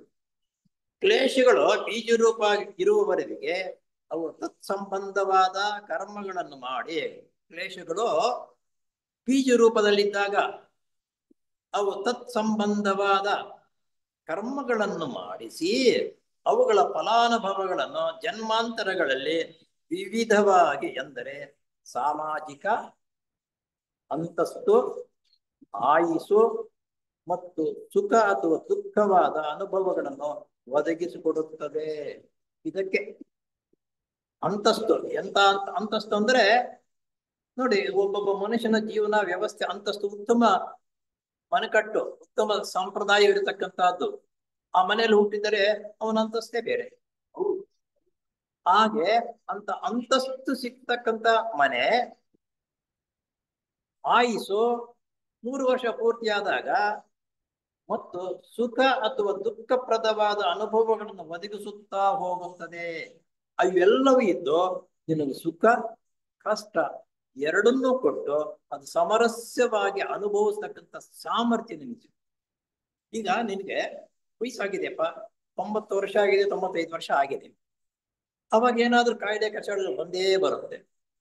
ನೀನು ಅದಕ್ಕೆ ಶಮನ ಮಾಡಿ ಅದಕ್ಕೆ ಸಹಕಾರ ಕೊಟ್ಟು ಜೀವನಕ್ಕೆ ನಿನ್ಗೆ ಅನುಕೂಲ ಮಾಡಿಕೊಡ್ತಕ್ಕಂಥವರ ಮಕ್ಕಳು ಅಥವಾ ಸೊಸೆನೇ ಇದ್ರೆ ಅದು ಉತ್ತಮ ಅಲ್ವನಿಗೆ. ನಿನ್ನ ಕರ್ಮನೂ ಸವಿಯಿತು, ನಿನ್ನ ಆಯುಸನ್ನ ಕ್ಷೀಣ ಉತ್ತಮ ರೀತಿಯಲ್ಲಿ ಕ್ಷಯಿಸುವುದಕ್ಕಾಗಿ ಸಹಾಯ ಮಾಡ್ತಕ್ಕಂಥವ್ರು ಇದ್ದಾರಲ್ಲ, ಈ ರೀತಿ ಒದಗಿಸಿಕೊಡುತ್ತೇವೆ ಅಂತ ಅನ್ನೋದ್ರ ಅರ್ಥ ಇದೆ. ಕೆಲವರಿಗೆ ದಂಡೆಗೆ ಆಸ್ತಿ ಇದೆ, ಮಕ್ಕಳು ಇರ್ತಾರೆ, ಅವನಿಗೆ ತುತ್ತಾಕೋರು ಇರಲ್ಲ, ಅವನು ಸ್ನಾನ ಮಾಡಕ್ಕಾಗಲ್ಲ, ನರಳಾಡ್ತಾ ಇರ್ತಾನೆ. ಯಾಕಂದ್ರೆ ಅಂತ ಕರ್ಮ ಆದಾಗಲಾದ್ರೂ ಸವಿಯೋದಕ್ಕಾಗುತ್ತೆ. ನೋಡ್ತಾ ಇದ್ದೀವಿ. ನೋಡ್ತಾ ಇದೀವಿ, ನೋಡ್ತಾ ಇದ್ದೀವಿ. ನೋಡಿ, ಇದರಲ್ಲಿ ಕೊಟ್ಟಿರ್ತಕ್ಕಂಥದ್ದು ಪ್ರಪಂಚದಲ್ಲಿ ನಾವೆಲ್ಲ ನೋಡ್ತಾ ಇದ್ದೀವಿ. ನೋಡಿ ನಾವು ಏನ್ ಹೇಳ್ತೀವಿ, ಹಗಲೊತ್ತು ನೋಡಿ ಈಗ ಬಾವಿಯಲ್ಲಿ ರಾತ್ರಿ ಹೋಗಿ ಬಿಡ್ತೀವಿ ಅಂದ್ಬಿಡು, ಹಂಗಾಗಿ ನಾಗರಿಕತೆ ಇಲ್ಲದ ಜನರ ಮಧ್ಯೆ ಹುಟ್ಟುವುದಕ್ಕೂ ತುಂಬಾ ವ್ಯತ್ಯಾಸವಿರುತ್ತದೆ. ಅನಾಗರಿಕರು, ನಾಗರಿಕತೆ ಇಲ್ಲ ಅನ್ನೋ ನಾಗರಿಕರಿಂದ ಅವ್ರ ಮಧ್ಯೆ ಹುಟ್ಟುವುದಕ್ಕೆ ನಮಗೆ ತುಂಬಾ ವ್ಯತ್ಯಾಸವಿರ್ತದೆ. ಅನಾಗರಿಕರಲ್ಲಿ ಹುಟ್ಟಿದಾಗ ನಾವು ಅನಾಗರಿಕರಾಗ್ತೀವಿ, ಉತ್ತಮ ಗುಣದಲ್ಲಿ ಹುಟ್ಟಿದಾಗ ಉತ್ತಮ ಗುಣಗಳನ್ನು ಬೆಳೆಸ್ಕೊಳ್ಳುವುದಕ್ಕೆ ಸಾಧ್ಯವಾಗುತ್ತದೆ. ಉತ್ತಮ ಜನರ ಮಧ್ಯೆ ಇರುವ ಸದವಕಾಶಗಳು ಬೇರೆ ಕಡೆ ದೊರೆಯುವುದಿಲ್ಲ. ಉತ್ತಮ ಜನರ ಸಹವಾಸ, ನಮ್ಗೆ ಅದೇ ಗಾಂಧೀಜಿಯವರು ಹೇಳ್ತಾರೆ, ಪ್ರಪಂಚದಲ್ಲಿ ನಾವೆಲ್ಲವನ್ನು ಸಂಪಾದನೆ ಮಾಡಬಹುದು, ಉತ್ತಮ ಸ್ನೇಹಿತರು ಸಿಗಲ್ವಂತೆ. ಉತ್ತಮ ಸ್ನೇಹಿತರು ಸಿಗುವುದಿಲ್ಲ, ದೊರೆಯುವುದಿಲ್ಲ. ಅಲ್ಲದೆ ಕಡಿಮೆ ದರ್ಜೆಯ ಜನರಲ್ಲಿ ಹುಟ್ಟಿದರೆ ಬೆಳವಣಿಗೆಗೆ ಅಡ್ಡಿ ಆತಂಕಗಳೇ ಹೆಚ್ಚಾಗಿರುತ್ತವೆ. ನಮ್ಮ ಸ್ನೇಹಿತರು ಕಡಿಮೆ ಜನರು, ಕಡಿಮೆ ಮಟ್ಟದ ಬುದ್ಧಿಮಟ್ಟ ಕಡಿಮೆ ಇರತಕ್ಕಂಥವರು ಜನರಲ್ಲಿ ಹುಟ್ಟಿದಾಗ ನಮ್ಮ ಬುದ್ಧಿಮಟ್ಟವೂ ಹಾಳಾಗುತ್ತೆ, ಬೆಳವಣಿಗೆ ಅಷ್ಟೇ ಇರುತ್ತೆ. ಎರಡನೆಯದು ದೀರ್ಘ ಆಯುಸ್ಸು. ಬಾಲ್ಯದಲ್ಲಿ ಹೆಚ್ಚು ಅನುಭವಗಳನ್ನು ಹೊಂದಲು ಸಾಧ್ಯವಿಲ್ಲ. ಇಲ್ಲ, ಮತ್ತೊಂದೇನಪ್ಪಾ ಅಂತಂದ್ರೆ, ಬಾಲ್ಯದಲ್ಲಿ ನಾವು ಚಿಕ್ಕವರಾಗಿರುವಾಗ ಅನುಭವಗಳು ಪಡೆಯುವುದಕ್ಕೆ ಸಾಧ್ಯವಿಲ್ಲ. ನಾವು ದೊಡ್ಡವರು ಆಗ್ತಾ ಆಗ್ತಾ ಬಂದ ಮೇಲೆ ಅನುಭವಗಳನ್ನು ಚೆನ್ನಾಗಿ ಪಡೀತೀವಿ. ಪೂರ್ವ ವಯಸ್ಸಿನಲ್ಲೇ ಮರಣ ಬಂದರೆ ಆ ಜನ್ಮವು ಅಷ್ಟಾಗಿ ಅನುಭವಗಳನ್ನು ಸಾಕಾದಷ್ಟು ಒದಗಿಸಲಾರದು. ಬೇಗ 30, 40, 50 ವರ್ಷದ ಒಳಗಡೆ ಸತ್ತೋಗ್ಬಿಟ್ರೆ ಅನುಭವಗಳನ್ನ ಪಡೆದುವುದಕ್ಕೆ ಸಾಧ್ಯವಾಗುವುದಿಲ್ಲ. ಆದರೆ ಇತರೆ ಜನ್ಮಗಳು ಇದ್ದೇ ಇರುತ್ತವೆ. ನಂತರ ಏನಾಗುತ್ತೆ, ಜನ್ಮ ಮಾರುತ್ತೆ, ಮಾಡಿದ್ದನ್ನ ಅನುಭವಿಸಲೇಬೇಕಾಗುತ್ತೆ, ನಂತರ ಜನ್ಮವನ್ನ ಹೆಚ್ಚಬೇಕಾಗಿ ಬರುತ್ತದೆ. ಮೂರನೇದು, ದುಃಖಪ್ರದವಾದ ಅನುಭವಗಳು ಇನ್ನು ಬೆಳೆದ ವಿಮೋಚನೆಯನ್ನು ಹೊಂದಿಲ್ಲದ ಜೀವಾತ್ಮಗಳು ನಮಗೆ ಉಂಟಾಗುವ ಅನುಭವಗಳ ಮೂಲಕ ಅಷ್ಟಾಗಿ ಹೆಚ್ಚಾಗಿ ಪಾಠ ಕಳೆಯಲಾರವು. ನಮ್ಮ ಸ್ನೇಹಿತರು, ಸಂಬಂಧಿಗಳನ್ನು ಜೊತೆಲಿರ್ತಕ್ಕಂಥವರು ಉತ್ತಮ ಅನುಭವಗಳನ್ನು ಪಡೆದು ಜೀವನವನ್ನು ಉತ್ತಮ ಶೈಲಿಯಲ್ಲಿ ಮಾಡತಕ್ಕಂಥ ಅಂತ ಜನರ ಸಂಪರ್ಕದಲ್ಲಿ ನಾವು ಹುಟ್ಟಿ ಅಂತ ಸ್ನೇಹ ಫಲ ನಮಗಿದ್ದರೆ ನಾವು ಬೇಗ ಉತ್ತಮ ಗುಣಗಳನ್ನು ಬೆಳೆಸಿಕೊಳ್ಳುವುದಕ್ಕೆ ಅವರೊಂದು ಸನ್ಮಾರ್ಗ, ಒಳ್ಳೆ ಜನರು, ಉತ್ತಮ ಸನ್ನಿವೇಶ ಬೇಕು ಅಂತ ಅನ್ನೋದು ಇದಕ್ಕಾಗಿ. ಬೇಕಾದಷ್ಟು ಜನರೆಲ್ಲ ಸುಳ್ಳು ಪಳ್ಳು ಹೇಳ್ತಕ್ಕಂಥ ಜನರ ಮಧ್ಯದಲ್ಲಿ ಇದ್ದಾಗ ನಾವೇನ್ ಮಾಡ್ತೀವಿ, ನಾವು ಸುಳ್ಳು ಪಳ್ಳುಗಳಾಗ್ತೀವಿ. ಉತ್ತಮ ರೀತಿಯಲ್ಲಿ ಜೀವನ ನಡೆಸ್ತಕ್ಕಂಥವ್ರು ಜನರ ಮಧ್ಯದಲ್ಲಿ ನಾವಿದ್ದರೆ ಉತ್ತಮ ಜೀವನ ಮಾಡ್ತೀವಿ. ವಾತಾವರಣ ನಮ್ಮನ್ನು ಮುಚ್ಚಾಕತ್ತೆ. ನೋಡಿ, ಅನೇಕರು ಕೆಲವು ತಪ್ಪುಗಳು ಮಾಡ್ತಾನೆ ಇರ್ತಾರೆ. ನೀನು ಮಾಡಿರ್ತಕ್ಕಂಥ ತಪ್ಪು ಈ ರೀತಿ ಎಲ್ಲ ಈ ರೀತಿ ಮಾಡು ಅಂತ ನಾವ್ ಹೇಳ್ತೀವಿ. ಅದಕ್ಕೆ ನನಗೇನಂತ ಕೋಪ ಬಂದಾಗ, ಇವ್ರಿಗೂ ಕೋಪ ಬಂದಾಗ ಏನಾಗುತ್ತೆ, ಅವನ ಶಮನ, ಅವನ ಹುಟ್ಟು ಸಾವುಗಳ ಬಗ್ಗೆ ನಂತರ ಸಂಚಿತ ಕರ್ಮಕ್ಕೆ ಆ ವಾದ ವಿವಾದಗಳು ಸೇರುತ್ತೆ. ಮುಂದಕ್ಕೆ ಬೆಳವಣಿಗೆ ಮೂಟಕ್ಕಾಗುತ್ತೆ. ಆದ್ರಿಂದ ಉತ್ತಮವಾಗಿರ್ತಕ್ಕಂಥ ಸ್ನೇಹ, ಉತ್ತಮವಾಗಿರ್ತಕ್ಕಂಥ ಜೀವನ, ಉತ್ತಮವಾಗಿರ್ತಕ್ಕಂಥ ವಾತಾವರಣವು ಒದಗಿಸಿಕೊಡುವುದು ಯಾರು? ನಮಗೆ ಕರ್ಮ ದೇವತೆಗಳು. ಇದನ್ನು ಒದಗಿಸಿಕೊಡ್ತಕ್ಕಂಥ ಅವರು ತಂದ್ಕೊಡಲ್ಲ, ಸಂಪಾದನೆ ಮಾಡ್ಕೋಬೇಕು.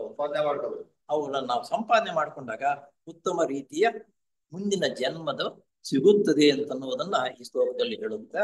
ಅಲ್ಲಿ ಏನಪ್ಪಾ ಅಂದ್ರೆ, ಆಯುಸು, ಜಾತಿ, ನಮ್ಮ ವಾತಾವರಣವು ನಾವು ಸಂಪಾದನೆ ಮಾಡುವ ರೀತಿಯಿಂದ ಮುಂದಿನ ಜನ್ಮದಲ್ಲಿ ನಮಗೆ ಸಿಗುತ್ತದೆ ಎನ್ನುವುದು ಈ ಶ್ಲೋಕದ ಅರ್ಥ. ಇದರಿಂದ ನಾವು ತಿಳ್ಕೊಂಡು ಮುಂದಕ್ಕೆ ಹೋಗೋಣ. ಇವತ್ತಿಗೆ ಇಷ್ಟುಗೆ ನಿಲ್ಸೋಣ. ಓಂಕಾರ ಮಾಡಿ ನಿಲ್ಸೋಣ. ಓ